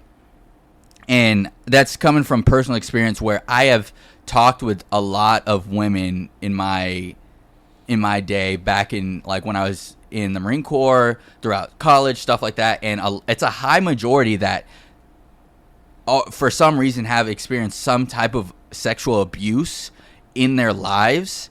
And my first instinct is, dude, like, why didn't you say anything? And it's like, well, no one believed me, or no one gave a shit. You know what I mean? So the idea is, it's very hard to go on and talk about these things, because people just either give too high of a shit, and then things start to get wacko, or they don't give enough shit. You know what I mean? Like the idea that women get sexually assaulted, and people are like, oh, dude, like, you shouldn't have like dressed whatever, or you shouldn't have been there with your, you know what I mean? That idea is what bothers me, is that no one can really be believed, right? Because of all this wacko back and forth, lack of control type ordeal, where you have women like this that like they get upset because they get treated how they should be, right? You throw up in someone's house, you get kicked out. They're like, sweet, dude, I'm ruining your life. Yeah. And it's like, what are we doing here? Yeah. You know what I mean? And so I get what you're saying, where for me, when I saw this initially, I was like, dude, you fucking hit people, you're gonna go to jail, right? But again, there's just so much intricacy that goes into a lot of like allegations, relationships, stuff like that, where it's like, all right, for me, again, it's hard to speak on when so much is like in the back end, you know what I mean? Because like you said, women will fucking participate actively, and they're like, thank God I have the ability to fucking withdraw consent afterwards. You know what I mean? I was running a little low on money, I'm gonna withdraw, you know? And then there are times where like they kind of feel like they're in a situation where they're trapped, so they agree, and then they're like, dude, the whole time I was just trying to get it over with, you know? So it again, it's hard for me to really fully commit when there's so much ambiguity and so much confusion in a lot of these allegations, a lot of these charges, a lot of these situations, because nothing really ever is cut and dry, where, you know, at one point they're like, yeah, I did make shit up, and it's like, that may have just been easier to say, like, I made shit up, instead of fully fighting the fight. Or they were like, well, you know, I don't have enough proof, so now it looks like I was lying, and now I'm told that I'm a liar, and I'm scrutinized. So it's like, again, it's just hard for me to fully commit or give a shit when, you know, there's a lot of ambiguity and a lot of stuff in my own life that I got going on, as well as, you know, anyone that gets invested in this is like, how much are you really helping when facts are skewed? There's ambiguous elements to these situations, you know? Yeah. I mean, every situation is going to be different, and every case is going to be different. So, you know, there is a lot to play into that, and I understand that. But I mean, I look at it like, you know, we have a platform, and the thing is, you know, if we don't use our platform for some kind of good and to make some kind of change, you know what I mean, we can't really call ourselves men. You know, because to be a man is to make change in the world, you know what I mean? To make impact on the world. And, you know, for us, we look at it like, if we can do just, you know, even a little bit of that, even if it's just awareness, you know, I think that is worth it. And that's the only reason why I'm, you know, talking about it. You know what I mean? So, okay. Let's get into the David situation because first off, okay, have you heard of anything with the David thing? Have you read anything on it or? The only thing I really know about it is, and this is a quick synopsis. Okay. Is David got involved with a 12, 11-year-old, whatever. There's speculation that it was 11, 12, whatever, underaged. Got involved, kind of started blowing up around that time because he wasn't really blown up, you know. From what I heard, his music was just kind of like a side thing. He kind of wanted to be like a Twitch streamer or something like that, playing video games. But then because of like the copyright things that, you know, Twitch and YouTube and all that went on a fucking big hinge on, he started making his own music. And then people were like, damn, this shit's actually pretty good. So he was like, fuck it, I'll make music. And that was along the same times that he knew Celeste. And as he started coming up, he was like, yeah, there's kind of a lot of eyes on me. I might get in trouble if I obsess over this fucking chick. Now I'm going to start paying people off to keep their mouth shut, you know? And so he paid off her friends, tried to hide shit, tried to keep a relationship, realized I'm kind of getting extorted for money. And he was like, yeah, I'm just going to kill this bitch instead, right? And she was going to go public with their relationship. Yeah, and that's why he was like, yeah, I can't get exposed. I'm killing her, right? Yeah. And so from there, he killed her, and then he tried to, you know, create an alibi at the same time, you know, put her in a trunk or the frunk of a goddamn Tesla, and was like, yeah, dude, I was in wherever the fuck with my doing a tour. I couldn't have killed her. And they're like, dude, we're not fucking dumb. You did this terribly, you know? So yeah, like he literally got her an Uber. She got to the house. When she got to the house, they got into an argument. He then stabbed her multiple times, watched her bleed out on the floor. Then this nigga decided, I'm gonna hop on the Postmates. I'm gonna order a kiddie pool. I'm gonna order a saw and body bags and tarps. That shit comes in. He goes to the garage and puts her in a kiddie pool, chops her up, puts her in a bag and puts her in multiple bags, puts her into the trunk. They go park the Tesla in a no parking zone, so it then gets towed and gets taken to an impound. Then he goes on tour talking about, yo dog, we were at the thing, we couldn't have done it, whatever. His manager tried to come out and say, I did it, bro, it was me, I wasn't even on tour with him at the time, so on and so forth. They check cell phone records and also credit card records. He was with David the entire time. Yeah. So then they were just like, bro, what the fuck are you doing? That's why he wasn't arrested last year. He got arrested. No, he wasn't arrested in 2024. He got arrested in 2025. That was the reason for that, because his friend kind of took the rap. And so then they found out that nigga was lying, and they were like, bro, why are you lying? Now you conspiracy, bro. You going to jail too, stupid. Yeah. And so now they got him. What I wanted to cover this for, because personally, I don't give a fuck about this shit. We're not a crime channel. But the reason I'm covering this is because you have daughters. Yeah.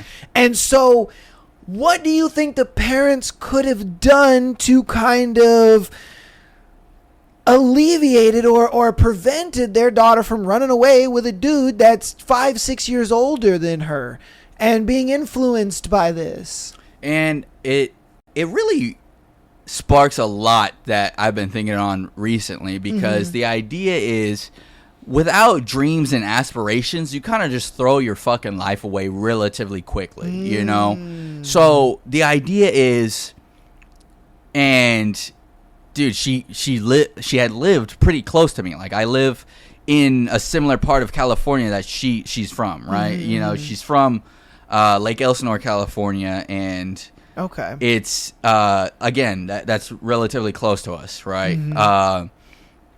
So me personally, knowing a lot of Hispanics, a lot of the Hispanic community, and being married to one, you know, that gives you credibility.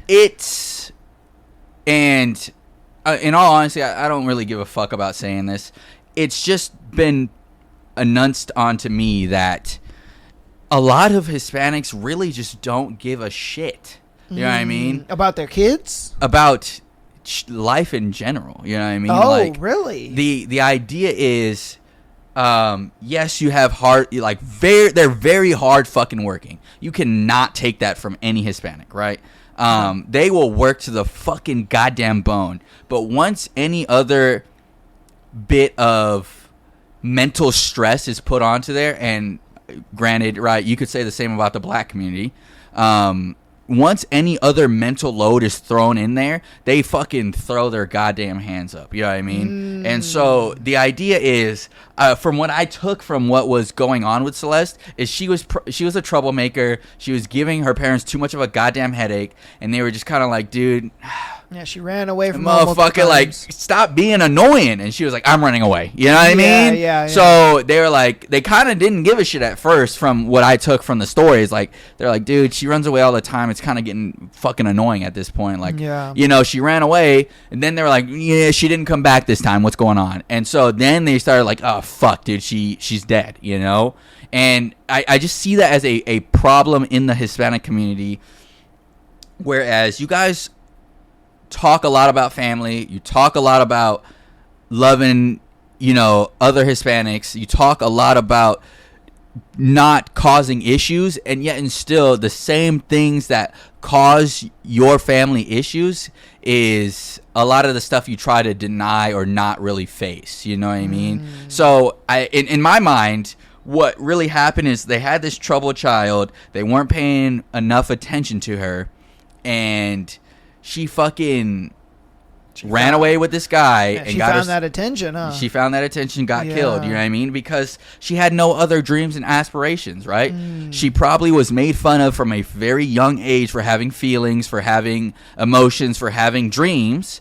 And they fucking chopped her at the fucking knees and stopped that shit. And she had no aspirations. And that's how she ended up with David. You know what I mean? Yeah, because at the end of the day, David's just some random fuck. You know what I mean? Oh, 100%. He knows how to sing. He's not fantastic. He's not some magic being. He ain't Michael Jackson. And look, right? They knew prior that they had kind of been having a relationship, and they still didn't give a shit. They were like, oh, you know, he's older, whatever. Who cares? You know what I mean? Whereas the Hispanics that are actually involved, right, the ones that are hardworking and try to raise their kids to the best of their ability by breaking away from those negative outlooks, those negative traits that the trauma that they endured has instilled in them. From breaking away from that, they raise their kids to be very productive, very outgoing, very strong members of society, right? But there is a large portion that I see specifically,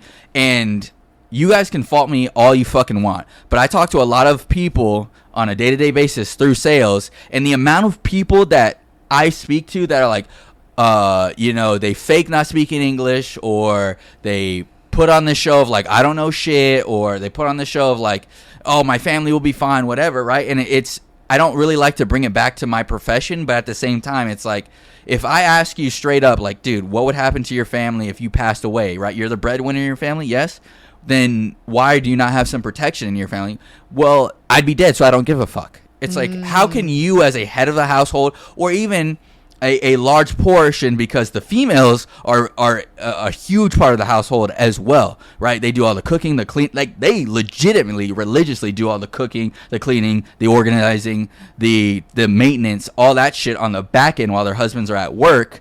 And for them too, they're like, no, that's another bill. Like, I don't want to pay money for that shit. And it's like, dude, the idea that you'll be so irresponsible in other senses really puts into perspective of like you said, dude, with Celeste, I really just think that they needed to be more involved, and they weren't willing to be, and that's what ended up leading her to make the decisions that also led to David being a fucking weak man and not taking what was coming to him, or just finding a regular chick that's his age. Thank you. Like, the idea is like, bro, David, I swear to God, it blows my mind when people like David, who are 6-foot and black gentlemen who are not fucking ugly that can sing and rich for some reason don't want to find a woman their age or older. There's plenty of women that are rich, that are your age, not rich, that are your age or older that would fucking take you in a heartbeat, and you wanted to mess with a 11, 12, 13, 14, 15-year-old for what? Yeah. And I guarantee she had nothing special going on. Nothing special. Nothing. Because I know the area that she lives in, and there ain't shit over there. There is. He lived a way better life than that entire city can produce. Yeah. And I guarantee you look it up. Look up Lake Elsinore, California on TikTok. You'll see what the fuck I'm talking about. The amount of strung out, homeless, whatever the fuck over there. You'll see it, dude. And you'll be like, dude, this is the fucking place that produced the young lady that got David to fucking go crazy and kill her and lose his career. Yeah, I mean, when you see those videos of people that are just like leaning and shit, that's where they're at. Yes, yeah. They're not in LA. That's not LA. I mean, yeah, are they in LA? Sure, but and they're there. They're everywhere because, again, right, the reason I know that area is because of my profession when I was doing door to door. Is like, I would go to the different places and I would talk to people. I'm like, dude, what are you doing out here? They're like, dude, San Diego got too expensive. LA got too expensive. So we moved the fuck out here. Yeah. Because it's lower, it's a cheaper cost of living. Yeah. And it's like, bro, an 11-year-old girl from that area, dude, is the reason you threw your whole fucking life away. And it's crazy because when we go over what, they talked about, this is the preliminary court. This is not criminal court. This is not the trial. Right. Okay, this is a preliminary. This is what they're trying to, pretty much the prosecution is coming to the judge and saying, hey, we want to take this to trial. This is all the evidence that we have to create probable cause. Yeah. I only saying that because I know what a preliminary court is, but people out there probably don't know. Yeah. So that's why I'm explaining that. But this guy actually was in the courtroom. He sat down in the courtroom listening to the preliminary trial go on. He listened to the prosecution. He listened to the defense cross-examine the prosecutioner's witnesses, all that kind of stuff. They're going to talk about the autopsy and everything like that. I'm not going to play the full video. The full video is like 40 minutes long. I'm going to play maybe like 20-30 minutes of it just to kind of get an idea of like what was going on in there and stuff like that. And then after hearing about it, we'll talk about it and everything like that. So let's go ahead and get into this. Did it to 4, and I thought I'd seen the worst of it, but this was by far the worst thing that I've seen in this entire hearing. The evidence that we saw from the medical examiner, they showed the full autopsy, they showed the full photographs of the autopsy table.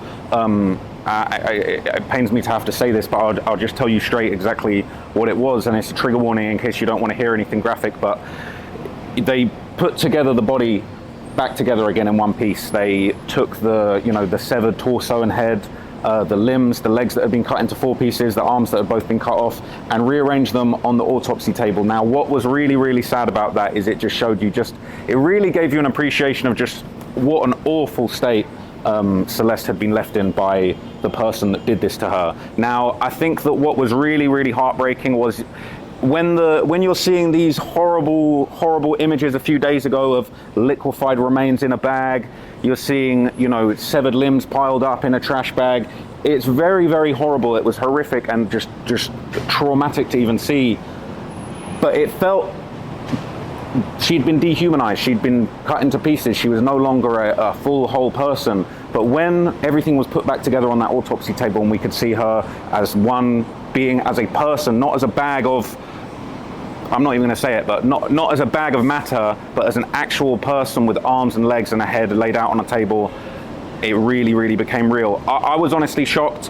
It really, really, this is the first time in the trial I've felt genuinely angry. I was actually felt angry and furious, and I looked over to David when that was being shown, and I just felt pure anger. I felt raged. I actually felt enraged. I was so disgusted. It was the most disgusted I've been in this whole set of hearings so far. It was awful. It was the worst thing I've ever seen in my life, honestly. And I said that a few days ago when I saw the contents of those bags, but this was worse, and it felt even more personal and just despicable.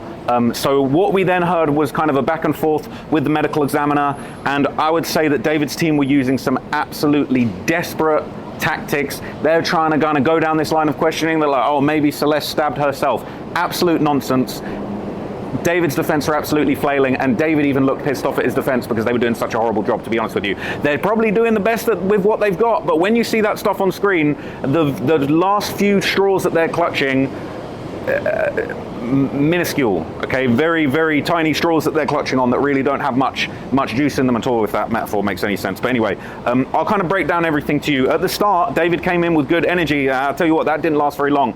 He kind of had, you know, a little bit more energy than he kind of had at points yesterday when I was in there, and I could kind of see that how it was going down for him. There was definitely some ups and downs over the last few days, but the medical examiner who had taken the stand yesterday, they only got up there for about 5 minutes, and as I described in the video that I did yesterday, I felt like Blair Burke, David's defense, were kind of filibustering, to be honest. A few people gave me their opinions before going inside. A lot of people felt that maybe Beth Silverman was sort of filibustering and delaying a little bit.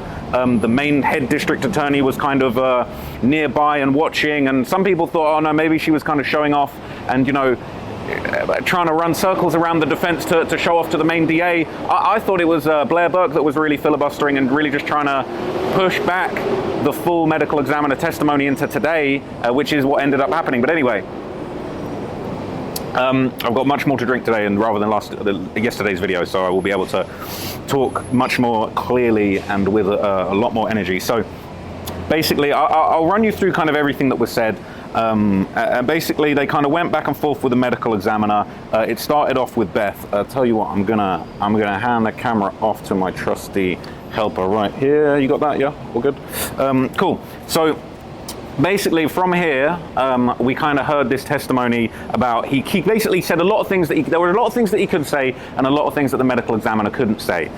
Basically said, look, I can't estimate exactly how long she's been dead. The environmental factors make it very, very hard. He described scavengers, weather condition, insect activity. All of this stuff made it damn near impossible to determine exactly when she passed away. But what he did say, it was clear that this person had been dead at least weeks. They said, can't you say months? He said, well, look, I say weeks because 8 weeks could be 2 months, but if I say a month, that means it has to be 4 weeks. He said it's multiple weeks at least. That's the best that I can do. And as I told you guys yesterday, a lot of this comes down to, you know, accuracy. They can't say anything with 1,000,000%, not even a million, with 100% certainty. They can't really confirm anything. They can just give you a really high probability of, you know, what they believe happened based on their expert research and the evidence, but nothing is 100%. But he said, look, it said it was clear that the person had been dead at least weeks. Now, there was kind of this sort of back and forth about whether the autopsy was kind of done to a high standard, and there was an assistant that assisted with the autopsy, and they tried to kind of attack that a bit, but it didn't really go anywhere. But basically, the main person that did the autopsy, I won't say their name, but the medical examiner who dealt with this, they had a trainee medical examiner that was kind of supporting them. They conducted the autopsy together. They kind of explained a lot of things out loud during that autopsy as it was conducted, and then notes were taken, and that was kind of submitted in a overall report. And we basically saw diagrams and images and essentially kind of like a lot of backstory about, you know, what was really going on in that medical examiner's autopsy table and while this was all going on. So from here, we kind of saw a breakdown of exactly, you know, the state that the body was found in, the kind of insights that they were able to gather from taking a look at the body under these, you know, lab circumstances, essentially. Obviously, they explained that, you know, the body was severely decomposed. It was just an awful state that the body was found in.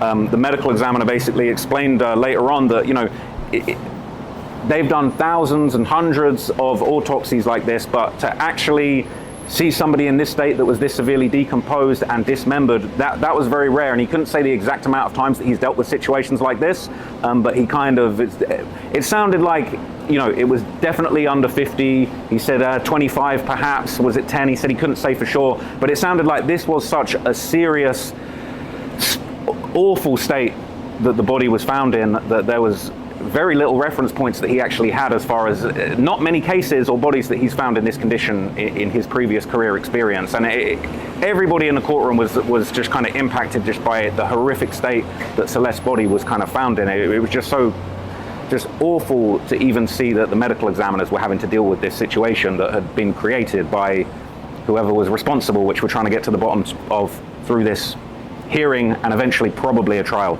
But anyway, there were references and images of some of the evidence that we had seen previously. We saw more photographs of the severed edges of the dismembered limbs, which had the blue plastic material, and we heard pretty damning testimony yesterday about how this blue plastic material had allegedly came from this blue plastic kiddie pool that was apparently used as like a basin to pretty much, you know, pull the blood and at least a sloppy attempt to kind of gather evidence when this alleged dismemberment happened in what looked to be David's garage. So we saw those plastic fragments again, and we'd seen yesterday that those plastic fragments that were found in the wounds and the plastic fragments that were actually, the entire kiddie pool that was found in David's garage were a perfect match. It was like two puzzle pieces coming together perfectly. The blue plastic from the wounds and the plastic kiddie pool that had chunks of it missing, and that was just incredibly damning. And again, we just saw more awful pictures of the wounds with the blue plastic in them, embedded in them before they had actually been taken out, which was just awful to see. I don't think anything could have prepared me for what I saw in that courtroom today. The images that they showed that were part of the autopsy were just horrific, the worst stuff I've ever seen. And you know, I've covered a lot of cases, a lot of crimes, a lot of murders, but I'd never seen anything like this, and it was absolutely awful. It felt like there were gasps in the courtroom. I felt like David's reaction was kind of quite shocking, but I'll get to that in a minute. But from there, the medical examiner kind of explained that there was kind of like, you know, different tools that were used. You know, they believed that tools were basically used to cut through these limbs. And it was really interesting because the medical examiner was basically asked, well, how do you cut up a cadaver when you were dealing with an autopsy? And they basically explained that they kind of use different kinds of tools to cut the body. They said through soft tissue, we cut through using a scalpel. We would use a circular bone saw if we need to cut through bones. And this was really bizarre. They said that, you know, when they need to cut through something like ribs, they use something, they sort of said it's something akin to like a hedge cutter, which I just thought was kind of like very bizarre. And just a weird way to refer to it, but this is how matter of fact it is, that if those are the tools that they're using, those are the tools that they're using. Just more kind of these just shocking details and nuances that just made you think, wow, that's really what they're used to using. And it kind of sounded like the medical examiner was inferring that, you know, he's got experience cutting through bones and the sorts of equipment and tools and machinery that are needed to actually sever through a bone.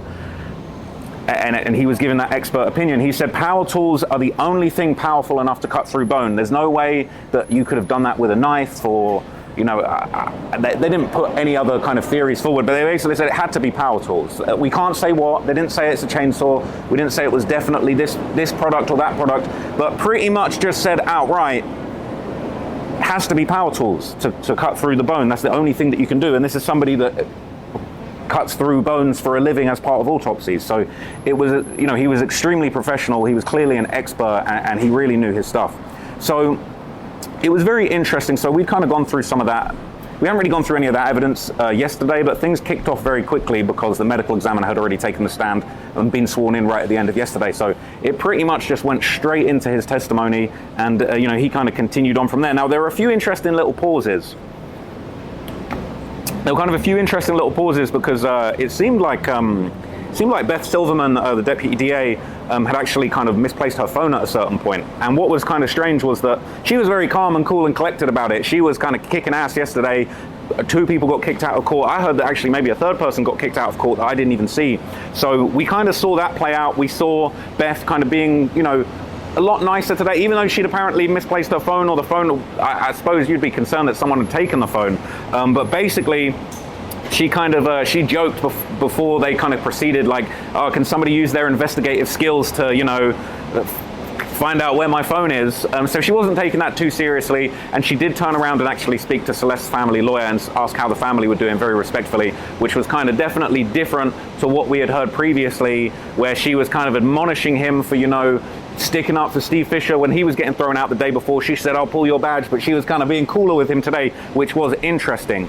Now, I'm not going to read that. That's not important. But anyway, there was kind of some AV issues with the screen. Beth kind of joked as well. Oh, you know, you don't see this kind of thing in the movies, when they were basically talking about the AV system not working, saying you don't see that in these kind of big legal dramas that you see on TV and on Netflix and stuff like that. But this is kind of the moment where we ended up seeing, some of the images. And initially we saw the autopsy report. That's kind of what we've seen online. It's kind of, the outline drawing of the body with marks where alleged stab wounds were made. Well, we know that they're stab wounds now. Where the bodies were, where the legs were severed in 2 places with lines showing that, where the hands, the arms were severed, as well as 2 fingers from one of the hands which was severed. But from there, he said, look, he can't determine if the cuts were made post or ante-mortem. And again, it's kind of, there were a lot of semantics, but it was basically kind of like, look, he wasn't going to speculate on what weapon, well, not necessarily weapon, but tool was used to dismember the body. They said, Beth basically asked, could this be consistent with the use of a power saw? He said, look, we can't determine exactly what was used. We can't make a guess. This isn't what we do. We're just basically explaining what we do know and what we can work out. We don't know whether exactly when these cuts were made. The cut surfaces were observed to be flat and clean, so clearly a very powerful tool was used to cut them. They weren't pulled apart, they weren't broken apart or anything like that. And they basically said, they asked, well, could this potentially be a chainsaw? And they basically admitted it could potentially be a chainsaw. The 4th and 5th digits of the left hand were amputated, which we kind of already knew.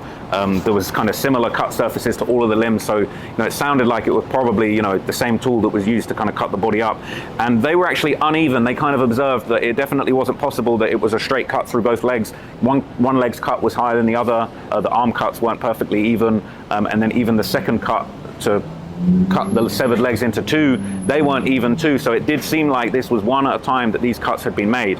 Now, they once again observed the tattoo, the shush tattoo on the right second finger, so her index finger, which was sort of on the inside or sort of outside of her finger, which would be closer to her body, which is what they said, so it would have been the outside, the shush tattoo right there. So David stared at the screen while the fingers were being shown, and he'd been shown this before, but I did kind of feel like he was really staring at the screen. He was definitely getting a good look. We saw him kind of fidget and look away a little bit yesterday, but at this point, he was quite dialed in, locked in, looking at the screen. But what was very interesting was when the most horrific image was shown. It was the worst. This is the worst thing I've ever seen. They showed a full photo of the whole front of the body on the autopsy table as it had been arranged with all of the limbs put together. And I noticed David visibly recoiled when this was shown. I think nearly everyone in the court was shocked. Or I would think a lot of people in that courtroom, that was the worst thing they'd ever seen too. The body was very decayed, it was very darkened, bruised, but it was all put together. You could see, obviously, the shape of a human. It really personified Celeste. And rest in peace to Celeste, because at the end of the day, this is all about her. This is all about the fight for justice for her. And a lot of people have forgotten and overlooked the fact that this is a real person. People talk about girl in the trunk, body in the trunk. She wasn't a body in the trunk. She wasn't a bag full of stuff. She was a real life person, Celeste. Okay. So like I said, I'm not going to play the whole thing. It's really long. But I wanted to get to the point where he talked about David when he saw the pictures. What do you think went through his mind seeing that on the screen? Because some people are saying that he was bored. Some people were saying that he was kind of just like, then there's some guys like him that are saying he was kind of like, What do you think went through his mind sitting there just watching all of that? He probably had conversations with his lawyers about what kind of defense they were going to make. And okay. He's probably looking to see if there's any consistency with what the plan is with what's being shown and how it's being perceived in court. So okay. The idea there is probably he's watching to see, like, is there going to be any reasonable way to disprove, like, hey, this is actually Celeste? Or, is there any way to disprove, like, I don't know. I don't know what kind of defense you could make, but I think that's what he's getting at is, like, he's paying attention to see how well it's going to go for him.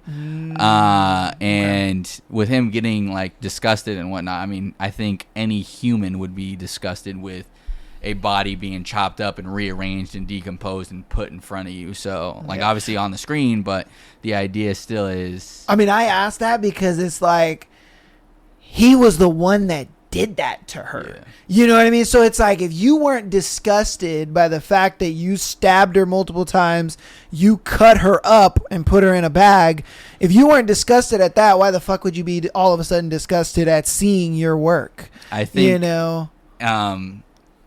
because I think David is just a regular dude, you know. Okay, yeah.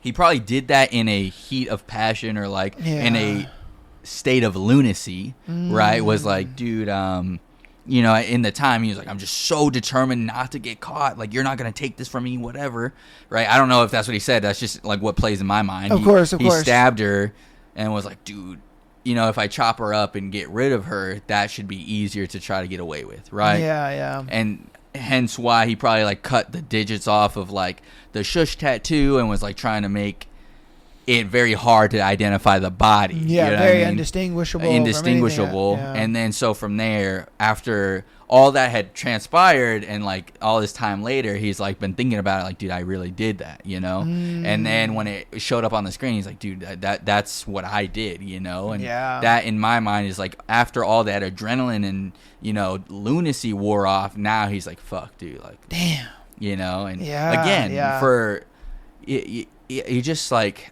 it's so fucked up to think that like I know I feel for the parents because they 1,000. They probably were like it'll never get to that kind of point, you know? Like you never think like it's gonna be my daughter, it's gonna be my son, or it's gonna be someone I know, you know? And as like a quick tidbit in there is like there was another gentleman, 26 years old.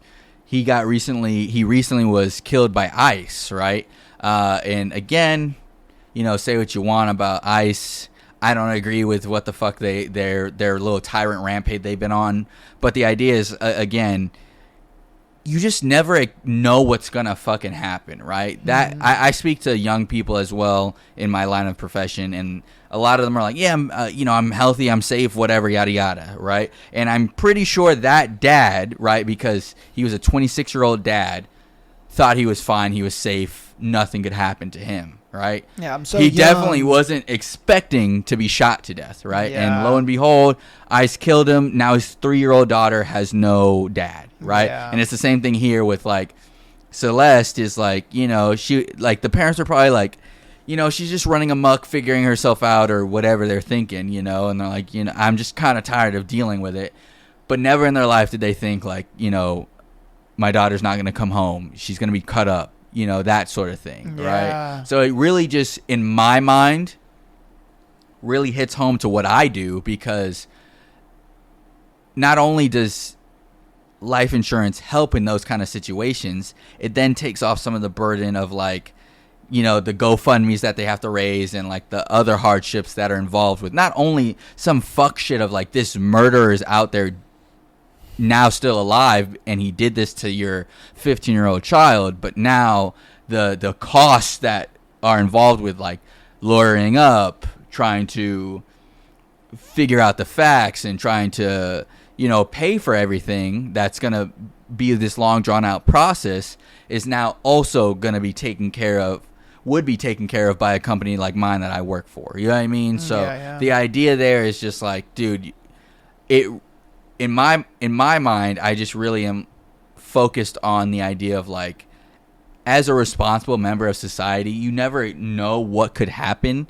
So it really justifies me in my mind what I do as work, as well as it really pushes me that much harder to be the kind of dad that I'm striving to be for my kids, because I don't want them to feel like they should be allowed to stay in situations like maybe Celeste thought because of, you know, self-esteem issues or identity issues or whatever the case may be. You know what I mean? And that's what really hits home for me, is the fact that a young girl that this should not have happened to, parents that this should not have happened to, now are being forced to not only deal with this, but also are thrown into the media because of this man or this creature that did this, you know? Yeah, because that ain't no man, bro. Definitely not. He is ridiculous. But yeah,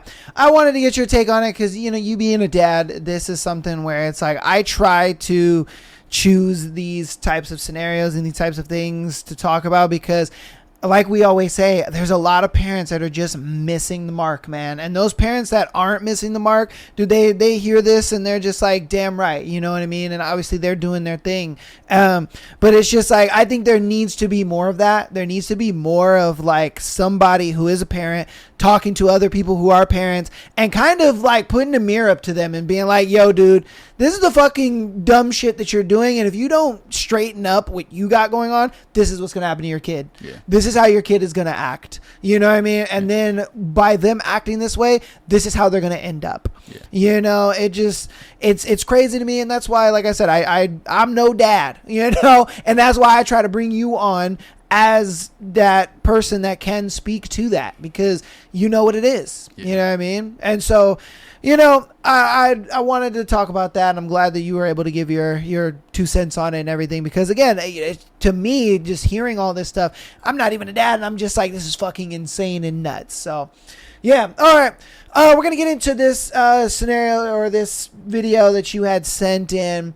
Do you want to go through it, or do you kind of want to just play it? This was kind of along the lines of what we were talking about. I believe it was last week with the rules of engagement, right? You have a fucking crazy out there being absolutely fucking stupid and disgusting, but 2, what we had talked about with the escalation of force, and I'll kind of break down my perspective on it, but we'll play it and then I'll tell you what I'm talking about. Okay. Problem. Why do you let those kids get away with this? They are not supposed to be here! If you don't lower your voice, I am going to put handcuffs on you and I'm going to take you to a Baker Act facility. You lower your voice. Fucking try it. Are you threatening me? You're threatening me. Are you threatening me? I'm gonna just... Because I'm here right now to deal with a stolen vehicle. I ain't got time to hear you screaming and yelling. I don't have time to constantly be abused. We'll get OPD down here then, because I gotta work this stolen vehicle. What do you mean OPD? Alpha 73 University. Alpha 73. Can we get another unit to deal with Jay Lee here? He is having a breakdown. Say! Just say the right pronoun! What'd you say? You need to back the fuck up. Get down on the ground right now. No! You're about to get sprayed. No! Get down on the ground right now. Leave me alone! I can come in there. Leave me alone, please! Okay, are you gonna calm down? I'm getting my phone out. I have to film this. I'm telling you, are you gonna calm down? I will calm down. I will calm down. You know what this is? I will calm down when you get the pepper spray out of my face. Alpha 73. Leave me alone. I have just please pepper spray. Please, just stop pointing the pepper spray at me. I will calm down if you do that. Stop threatening me. Yeah, lower your voice. Leave me alone. Leave me alone. Do you want to get tased? I want you to leave me alone. You have been particularly abusing me. If you come, if you come towards me one more time, follow me. You are gonna. And send your bills administrators. I gotta Don't you remember? deal with this. Don't you remember? Jaylee, he's focus on me. Okay. Get away! You don't tell me where to go. Fuck you! Fuck you, cop! Alpha 73 University. No, it's too late now. It's too late now. He's gonna be taken away. Oh my God, bro! I just want to get away from him. I understand that. He needs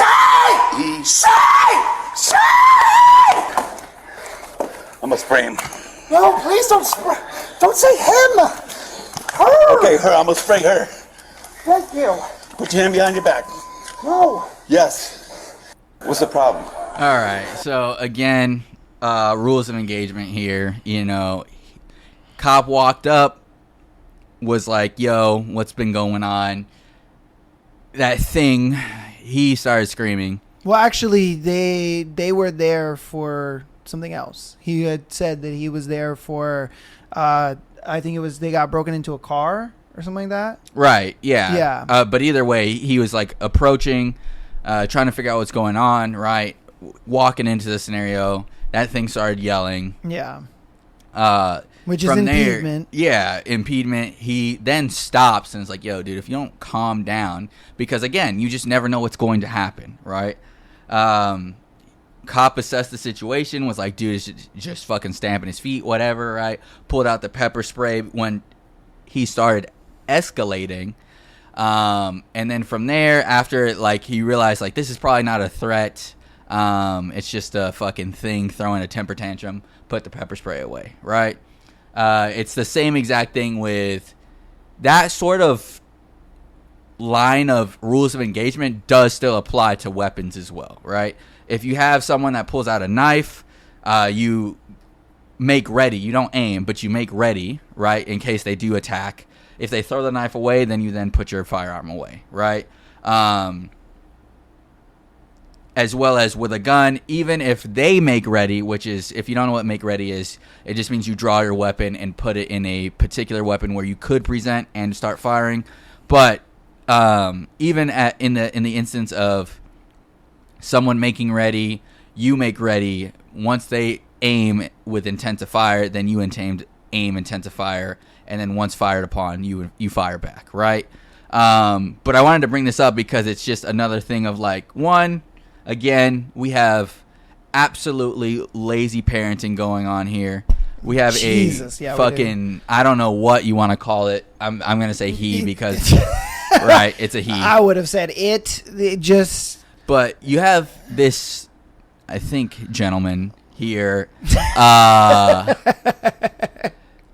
throwing a temper tantrum. And shit. I know just from my own personal experience of, not with me specifically, but the idea of what I've learned over life is when you have a lack of the ability to understand what is within your control, you start to do these desperate song and dances of an attempt to get control over things you don't control, right? Yeah. It'd be as if I went out to the front yard and started screaming at the sky to turn red. You know what I mean? Eventually, it may turn red, but that just is my own delusion, you know? As well as the same thing here, where he's like, she, her, whatever the fuck. It's like, okay, you know, I'm gonna pepper spray her then. Yeah, the whole thing, the whole time, nothing was wrong, but they just wanted to be. He just wanted to be acknowledged and seen for who they felt they were, right? And that's because they have taken on this persona that they deemed the one at birth was not getting them what they wanted. So they created another persona in order to get, in a different form or fashion, the recognition, the acknowledgement, the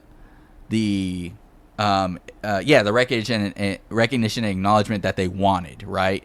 And so it's just another thing, another idea, another example of what I'm talking about with, as a parent, you need to be able to validate your child enough to where it's like, hey, look, I get that you may feel this way and this may be how your reality is, but we can talk about it and go over how you can come to terms with things versus just putting it off like you're weird or letting them do whatever the fuck they feel like they should be able to do to try to get control, right? And so this is an example of, one, poor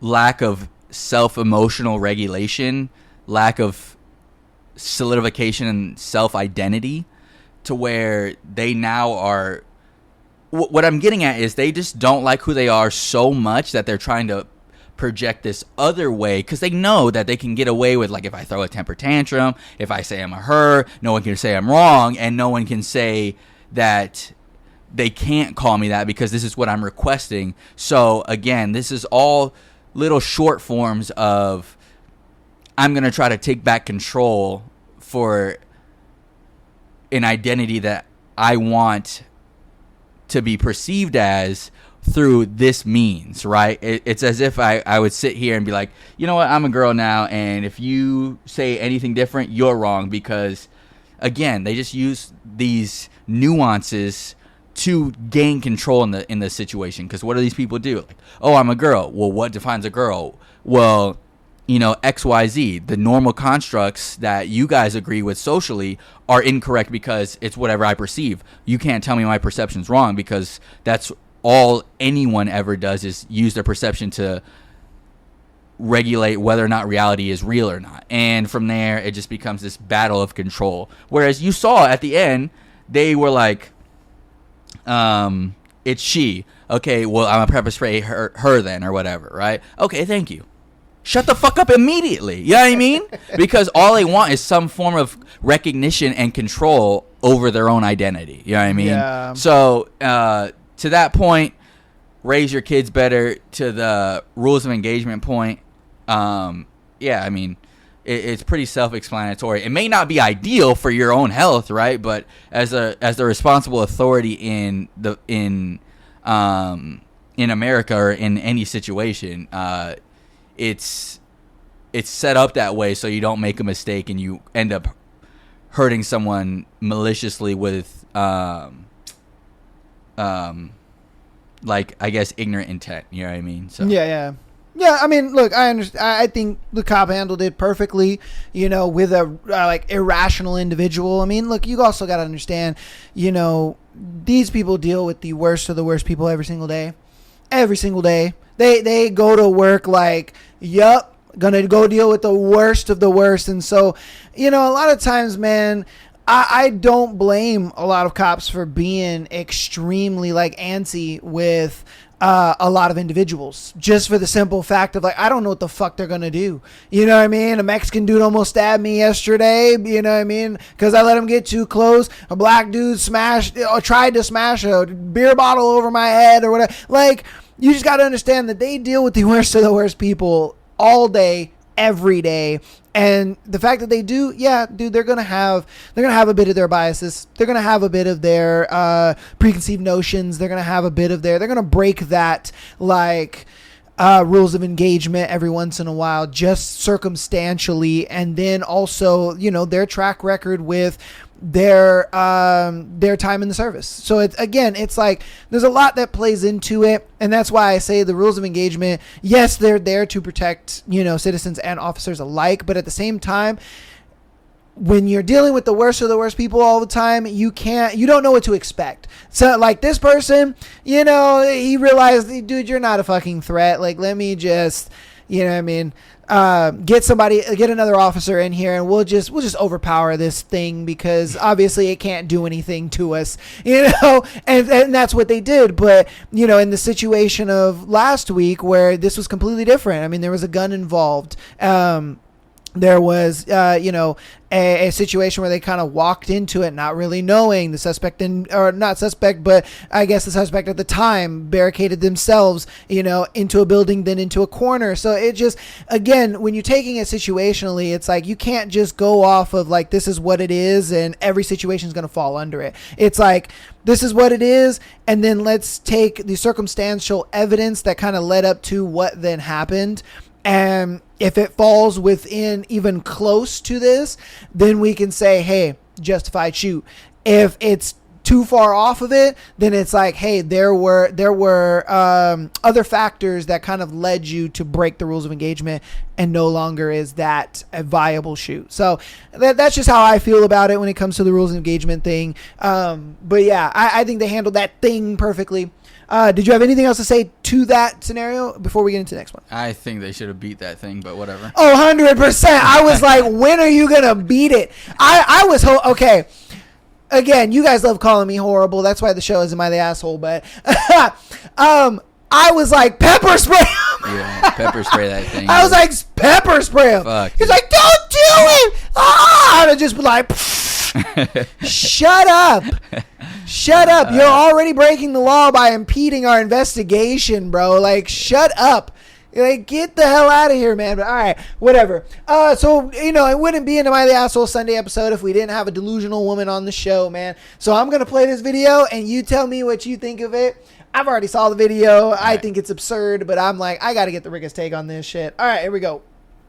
Some controversial rules in my relationship. Number one, I do what I want to do, and he does what I tell him to do. Basically, during my time on this earth, I have learned that men are literally fucking stupid, like basically brain dead. So it's just better and safer for everyone if I make the decisions and he obeys. Number two, I make it very clear that he's in a never-ending probationary period. I find that fear and intimidation are really great ways to get somebody to fall into line. So basically, I just keep him in a never-ending state of anxiety and uncertainty because he knows that if he has one tiny slip up, then I'm out the door.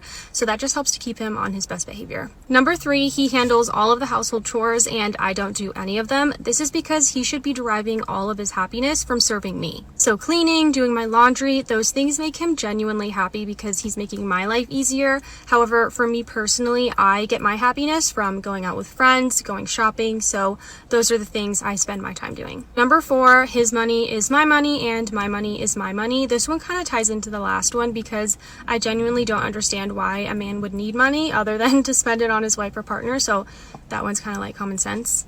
I've been with my fiance for 7 years and we're getting married next year, so hopefully those rules can help you if you're having trouble finding a healthy relationship. Here. Excellent. I'm glad she found something that works for her. That's for the dude who she's with, bro. I cannot wait to see what kind of chair they get from IKEA.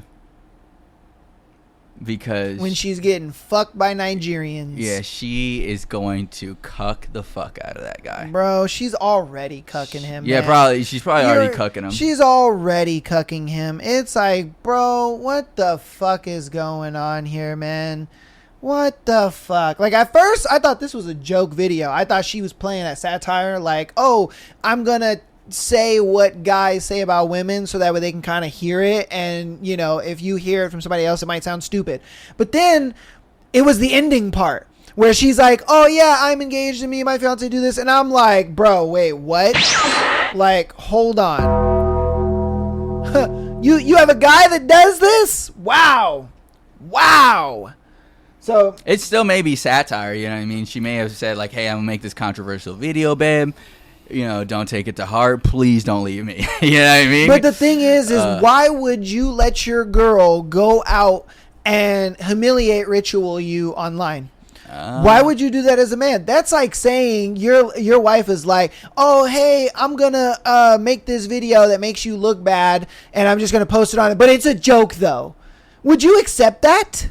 I mean, in reality, right, to answer your question, no, but the idea is still, I mean, this is going to be the end of this my knowledge of this guy and this girl, you know what I mean? So, I hope so. Like, it's I think that along those lines where it's like that video happens, people move on and then stop giving a shit, you know? Yeah. It'd be one thing if, like, she made this video and then people went to the dude and started, like, harassing him. Then I'd be like, all right, dude, like, yeah, this is why you don't make even satire videos. Yeah. And then same thing with, like, in my life, if my wife decided, hey, I'm going to make a video and it resulted in me having some type of backlash, whatever the fucking case may be. One, if it really affected me monetarily, then I'd be like, all right, yeah, shouldn't have done that. No more phone for you, right? But in the event that it makes me money, then I'm like, whatever, dude, do what you want. You know what I mean? Depending on what it is. You know what I mean? Okay. Yeah, because I'm like, you could, if you felt that way of like, oh, I don't care what she does as long as it makes me money. It's like, all right, then your wife having an OnlyFans and it makes her a bunch of money. It's like, dude, you're literally cucking yourself over the fact that, oh, we have money. It's like, I truly believe that your girl should only be talking good about you. Your girl should only ever be speaking like in positivities, to whether it's online or to her friends or even to your family. Yes. I think there should be no reason why. And if she ever has to speak negatively about you, she says that to you. Yes. You guys talk about it together. She's not talking to some guy friend. She's not talking to her girlfriends. She's not talking to some coworker. She's not doing these things. She only speaks good about you. And then if she needs to speak bad about you, she'll go ahead and say, hey, babe, we need to have a conversation because I feel X, Y, and Z about, you know, A, B, and C. And you're like, okay, hey, how can we compromise, come to a middle ground and, you know, really make this into something? and you guys come to that conclusion. You as the man make that final decision on what it is that you're going to do, and that is how you have a healthy relationship. Listening to her, bro, is ridiculous. And we even did a video last week of some dumb chick being like, how to go from friends to dating. She's got to be interested in you or have a crush on you. Bro, what? You make a video about how to go from friends to dating, and then you're like, oh, but she's got to be interested in you and she's got to have a crush on you. Then shut the fuck up. Then shut up. So again, it's just one of those things where it's like, don't ever listen to women when they're giving advice, bro. Women are the worst at fucking giving advice at everything. Yeah. Like, and I would say arguably that kind of content though is like, it's iffy just depending on like what your whole shtick is. You know what I mean? Like if her whole shtick is like spinning lies just for the idea of controversy and getting up there, rage bait, then it's like, you know, that's not necessarily harmless. It's no more harmless if I got on the internet and I was like, yeah, you're fucking 5'6" or something like that. You know what I mean? It's like, well, inherently that could be derived as negative, but like you're not 5'6", so like what does it matter? You know what I mean? Like it wouldn't really affect you, but then like I could get a bunch of views because it's like, damn, he roasts him all the time or something like that. You know what I mean? Like that was kind of like a, I don't know, example, but the idea is that's the first thing that popped to mind. Yeah, but then you throw the moral argument in it, like, wow, are you really just going to throw your friend or people you know under the bus or even your partner under the bus like that for clicks and views? There's a moral argument that comes into it as well. It's like, wow, you're going to sit here and sell your soul and, you know, the price that's being paid is your partner, you know, your partner's dignity or your friend's dignity or whatever. And that's why I look at that kind of content as just like destructive. Yeah, but then the question is also like, who determines your dignity? Is it yourself or the society? I mean, your dignity, yeah, but your image, no.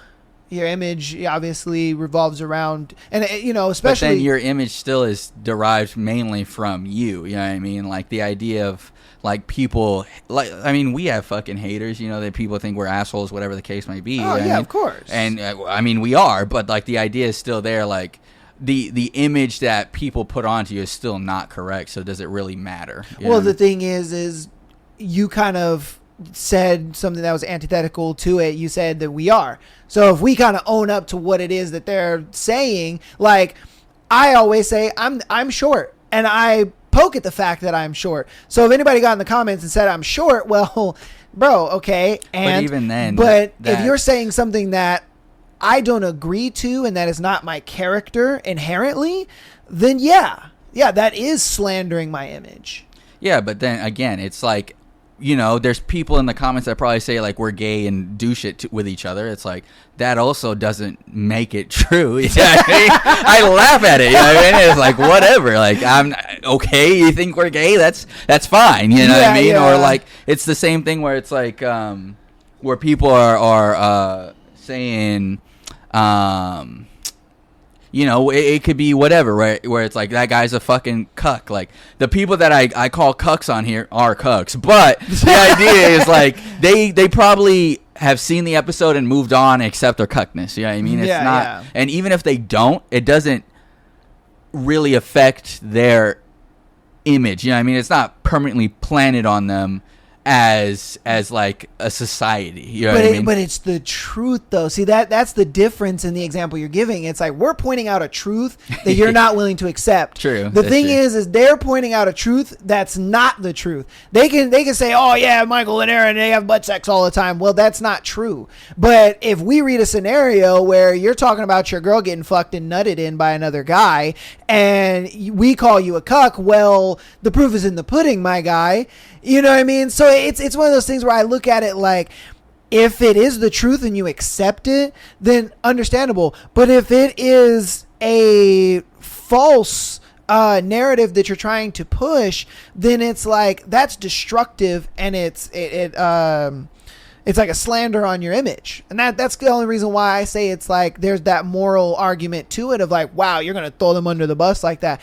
You know, I don't think it's throwing under the bus if it's true. Yeah. and then there's also that argument because that's exactly what OnlyFans women go through, where it's like, yeah, it doesn't matter how many times we call them sluts, whores, whatever, right? They're still, right at this time, more richer than us and having more fun than us. You know what I mean? So it's like, you know what I mean? Like they have taken that and used it as their ultimate source of power, where it's like, you know, whether, well, I mean, it is the truth, but like, again, I guess the point is what people label you as doesn't necessarily define your success, regardless of it's true or not true, right? Okay. And so it'd be the same thing if someone came up on here and was like, dude, I swear to God, they're two pink elephants. They, like, Aaron and Michael are pink elephants. They're just in disguise. You know what I mean? Like, you'd be like, dude, what the fuck? Yeah, I mean, and then if other people were like, dude, pink elephants suck, like, like, it probably would, if it ended up resulting in crashing our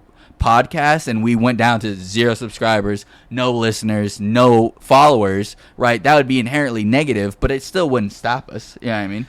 Well, see, if you're making a claim, especially nowadays, if you're making a claim, you got to be able to prove the claim. And I don't think anybody is going to just like believe you off the simple fact of you just saying something. Now, if you had some kind of like substantial evidence that you could, you know, piece together to kind of make it somewhat believable that we're pink elephants, you know, and that crashes the podcast, then I would understand that. But I would think you would have to have evidence. Like, if you're going to call us gay, all right, where's the substantial evidence that even alludes to that? Oh, I saw him touch his knee, man, and he did it in like 4 different episodes. Now, I can see how there would be some people who would believe that, you know, because there's substantial evidence, even though it's not like, it's not true, or it's not that much. Yeah, it's not going to be something that's going to stop us from, you know, doing the podcast. But again, it's an accusation that's made with then backed up proof of like, see, in episode 304, in episode, you know, 506, in episode 629, he touched his knee. They're gay for each other. So I don't know. It's one of those things where I just kind of look at it like, if you're going to lie and say some things that aren't true to the internet to get likes and clicks, you're a shitty person and you shouldn't be friends with that person ever. But the thing is, you know, if you're just throwing shade and it's true and the person kind of already knows about it, and you're able to throw an accusation and that accusation is verifiably proven, then it's like, bro, you can't be mad because I'm not slandering your image. I'm not saying anything that ain't true. You know, you just haven't come to terms with it. That's why when we call these guys cucks, you know, they get upset and they get mad about it, but it's like, bro, your scenario proves that you're a cuck. Yeah. Like, we're not slandering your image. We're just letting you see what you are. Yeah. You know? So I don't know. You guys let us know what you think about it in the comments though. But I know you had this video and you wanted to talk about it. Yeah, this is another scenario of, we had talked about my time in the military before. Oh yeah, briefly we had to cut that episode kind of short. Yeah, and this is another like video proving what I was talking about, how like the military really makes no fucking sense whatsoever, and there was just a lot of bullshit that, you know, a lot of military members had to deal with. So this guy really depicts it really well, like the civilian world versus like I would say military in general, right? Okay. His video depicts the Marine Corps, which is also the experience I've had, but I would say it's military wide. Okay. All right, let's get on into it then. You damn Jewel. Yes, Staff Sergeant. Go change the doggone oil of them Humvees that just came in. Good to go. Oh, good to go, Staff Sergeant. We were just about to have the chow, so I was going to knock it out right after that. Did I just fucking stutter, Jewel? No, Staff Sergeant. As a matter of fact, fuck your chow. You could change all the oil for all the Humvees. How about that, freaking damn Jewel? Good to go?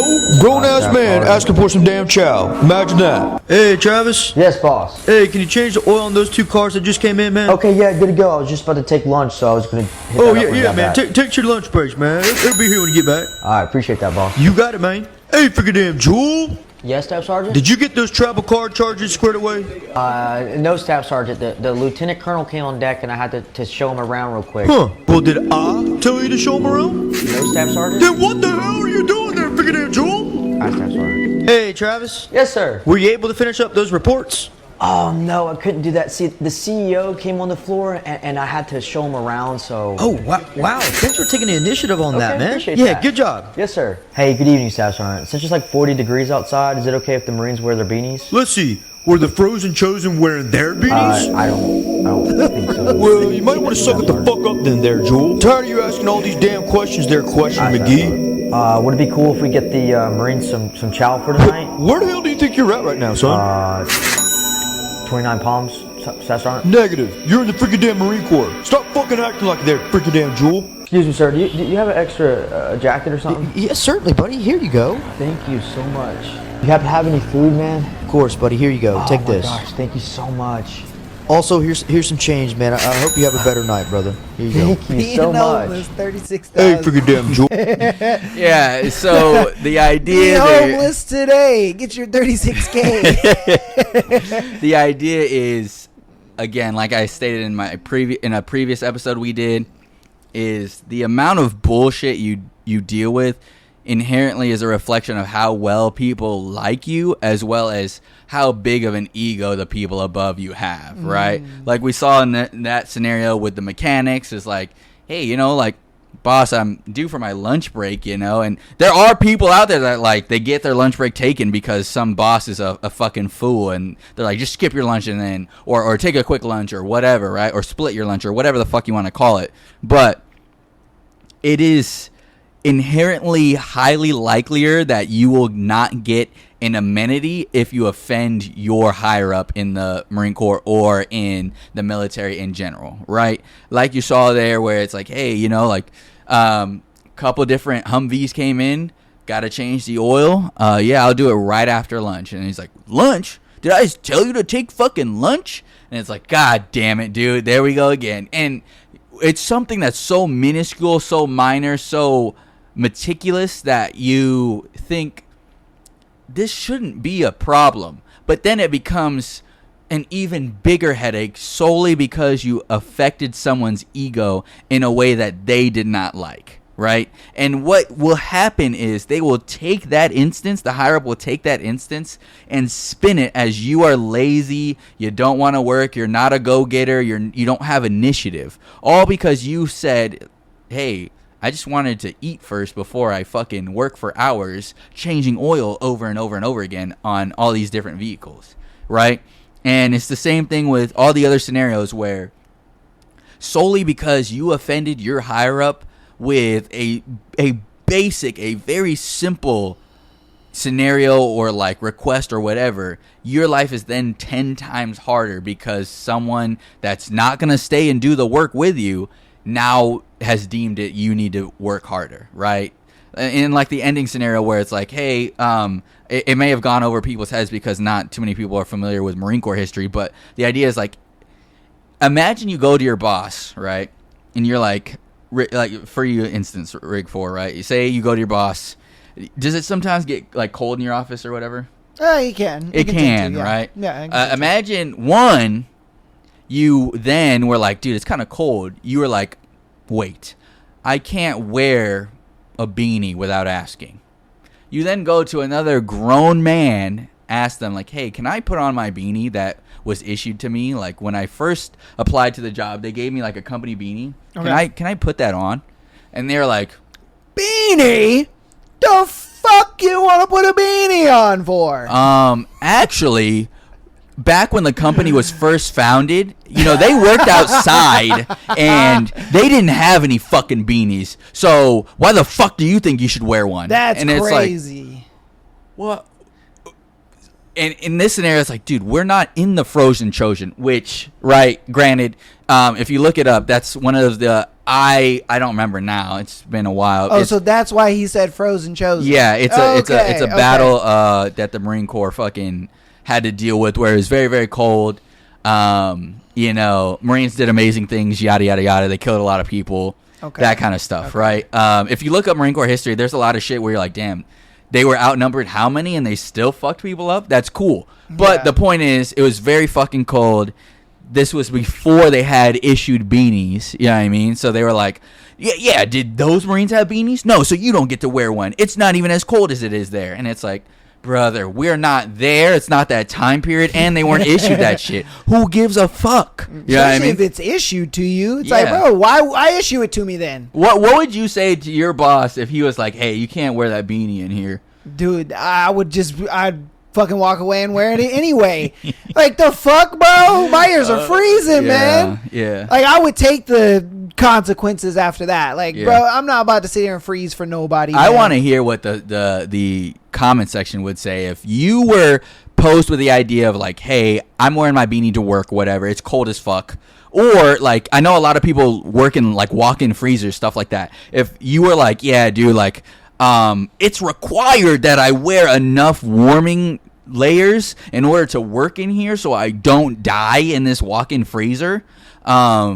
And you had a boss that was like, yeah, well, I didn't get to wear beanies or gloves or jackets when I first started working here, so you don't get to wear it. I want to know in the comment section how you would handle that situation. Yeah, 100%. Let us know, because that's insanity to me. It's insane, right? Yeah. And then in the video, he's like, can I at least get some food? He's like, in his response, the higher-up's response is like, do you know where you're at? You're in the Marine Corps. As if that's some sort of answer. Or like some sort of like Marines don't need to eat. Motherfucker, I was starving in the Marine Corps, right?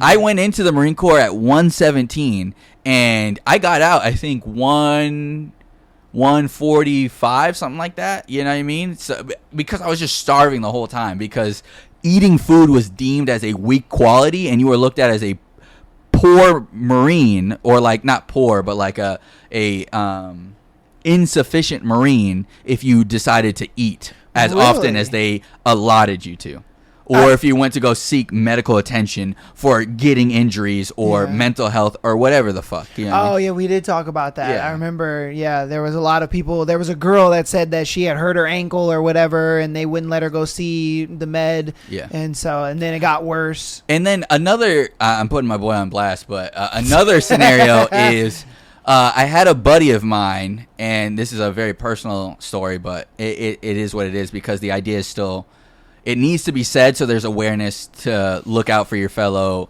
for anyone that you know in the Marine Corps, right? They don't always talk about it because it's kind of squandered and like put onto them that they shouldn't be talking about this stuff. But the idea is, a buddy of mine that was a roommate of mine for a while, I found him attempting to unalive himself in his closet, right? I saved his life after that, and well, I won't say I saved his life, but whatever, right? You know, I'm gonna, just to not like put it out there as like a fucking me trying to take credit for anything. The idea is, he didn't unalive himself. He had to be watched by higher ups on 24 hours just in case they thought he might do it again, right? Valid. They hated him that much for causing that watch to happen.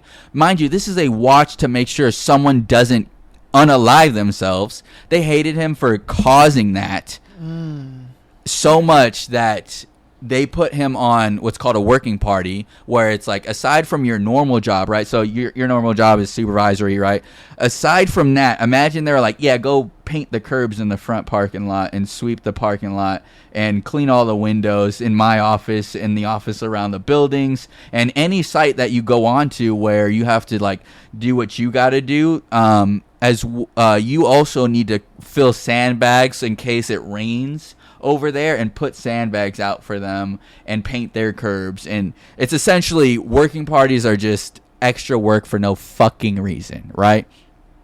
Granted, in other scenarios in the civilian world, they have people for it, right? Yeah. Like janitors, mechanics, maintenance, whatever the fuck, right? Yeah. The Marine Corps does not. So when you hate someone, you put your Marines on that, right? So cleaning toilets, scrubbing floors, scrubbing the walls, painting the walls, cleaning, someone's personal toilet, cleaning their windows, dusting blinds, mopping the parking lot while it's raining, sweeping sand. I can see them fucking doing that. No, this is all. Here's a mop. Go mop outside while it's raining. I'm not exaggerating. That's exactly what they'll do, right? So they put him on all those kind of working parties. He was on a working party where he had to paint rocks, Go fucking figure, right? Wow. One of the rocks that he was moving ended up smashing his fucking hand, right? So he lost a lot of the ligaments in his hand. He could no longer use the hand. So they're like, yeah, we got to separate you because you can't shoot anymore. You're now unfit to be a Marine. We got to separate you. Your career's cut short, right? Wow. They then hated him for that because he couldn't use his hand. So they made him take all of the furniture out of his room so that way he could clean every nook, cranny, and corner to their liking and then put all that stuff back. And they had him do that weekly. Damn. With a fucked up hand. And they wonder why people don't want to stay in the Marine Corps. And it's like, dude, the idea here is like, if you got someone that's in the Marine Corps and if they're not saying it's fucking hunky-dory, the best thing ever, and telling you every detail about it, they're probably going through some shit and you need to check on them. Because I witnessed this kind of stuff, and, you know, I was 19, 20 at the time. I was 20 at the time, and I was like, well, there's not shit I can do because if I try to stick up for him, I'm going to be in the same boat. Yeah, so, you'll be like, oh, since you want to stick up for him so bad, why don't you join him? Yes, yeah. Yeah, wow, bro. Yeah. I mean, it's not uncommon where, even for myself, dude, I had to fucking... one day I pissed off my NCOs once, and I had to crawl through rocks for about an hour or so just because someone was pissed at me. You know what I mean? It's man. Like that was my day that I signed up for, or that was the life I signed up for, and I did that twice. I signed up for 2 contracts, like oh damn. So it's like granted on the other side of that, I was. When I was on my second contract, I was on the other side of people crawling through rocks. But, it's just one of those things where if you're thinking about joining the Marine Corps or the military in general, do not. It's not worth it. You'll get very good character development out of it, but you'll lose a lot of your sanity. Now, would you recommend them go into maybe other branches? No. No, they're kind of more the same? They're pretty, I would say arguably less, because the Marine Corps focuses on being physically fit and physically the best. The other branches will fuck with you intellectually because they don't allow for physical hazing or whatever you want to call it. I won't say hazing because, whatever. But the Navy, I've had a lot of people that I talk to where they're like, yeah, dude, my daughter was just sexually assaulted or something like that. They just moved her fucking duty stations or, this fucking... Actually, I just saw a video the other day of this Army soldier that was sexually assaulted by a civilian contractor. He shared his story after 6 years after it happened. Wow. So, again, the Army's not safe. The Navy's not safe. The Air Force, maybe, I don't know. You don't really hear too many of them complain, but they get steak and lobster when they're in boot camp. So it's like, maybe it is worth it. But I would assume it's more political there where... Oh, 100%. There's a little bit more nuance to it of like, hey, you're ostracized instead of like hazed, you know what I mean? Or something like that. Same thing, Coast East, Space Guard, Space Force. I assume it's all the same as a blanket, right? And that's not necessarily because the branch itself. It's because humans are humans. You know what I mean? Yeah. And you give somebody too much power, they're gonna use it. You get diplomatic immunity when you're in the military as well. So it's like that also contributes to like people just getting away with fuck all. You know? Wow. What I mean? Okay. Yeah. So is that why he had to wait 6 years to kind of come out and talk about it? No, that one was more of just a bravery thing. A lot of people understand that, like, especially when you're in, you have to be very careful of what you share and disclose. Okay. As well as, especially as a male that gets sexually assaulted, right? I've known males that get sexually assaulted, right? They've confided into me. Mm-hmm. It's not something that, especially with, you think you get picked on for like, hey, I want to go seek mental help in the Marine. You think you get picked on then? I could only imagine what you would go through if you're like, hey, dude, like someone like actually like diddled me or something like that. You know what I mean? So it's not something that I would say is common or easy to come come out with. You know what I mean? Yeah. That's probably Yeah, why. because I mean, as a man, you can't sit there and be like, he jerked me off, Staff Sergeant. I didn't like that. You know what I mean? Like, Yeah. It sounds ridiculous, even though to the person it's not. Yeah. They're like, bro, no, he fucking jerked my dick like that. Yeah. That's fucking crazy. So, and I get it, man. I 100% get it. Now, I was glad that you were able to kind of talk more about it, because I know that was something we wanted to come back to. Yeah. And so when you sent me this, I was like, oh, good. This is a good reason for him to kind of come back to what he was talking about later on. But that's going to be today's episode, man. Hope you guys enjoyed today's episode. We talked about a metric fuck ton of shit. Yes. So again, just kind of take the episode slow and let us know what you thought about everything down in the comments. I didn't really get to announcements, but it's cool. We'll do it at the end. So patreon.com/Am I the Asshole Podcast. Get an exclusive episode every single month, as well as the free episode every single month. Yeah, man, start your free trial over there. And then it's $3 a month after that. Get down there, support us that way. Audio listeners, thank you guys so much for all the support, man. You guys are absolutely killing it, and I appreciate you guys so much for all the support you've been showing. Keep downloading the episodes, as well as rating us 5 stars on your preferred platform.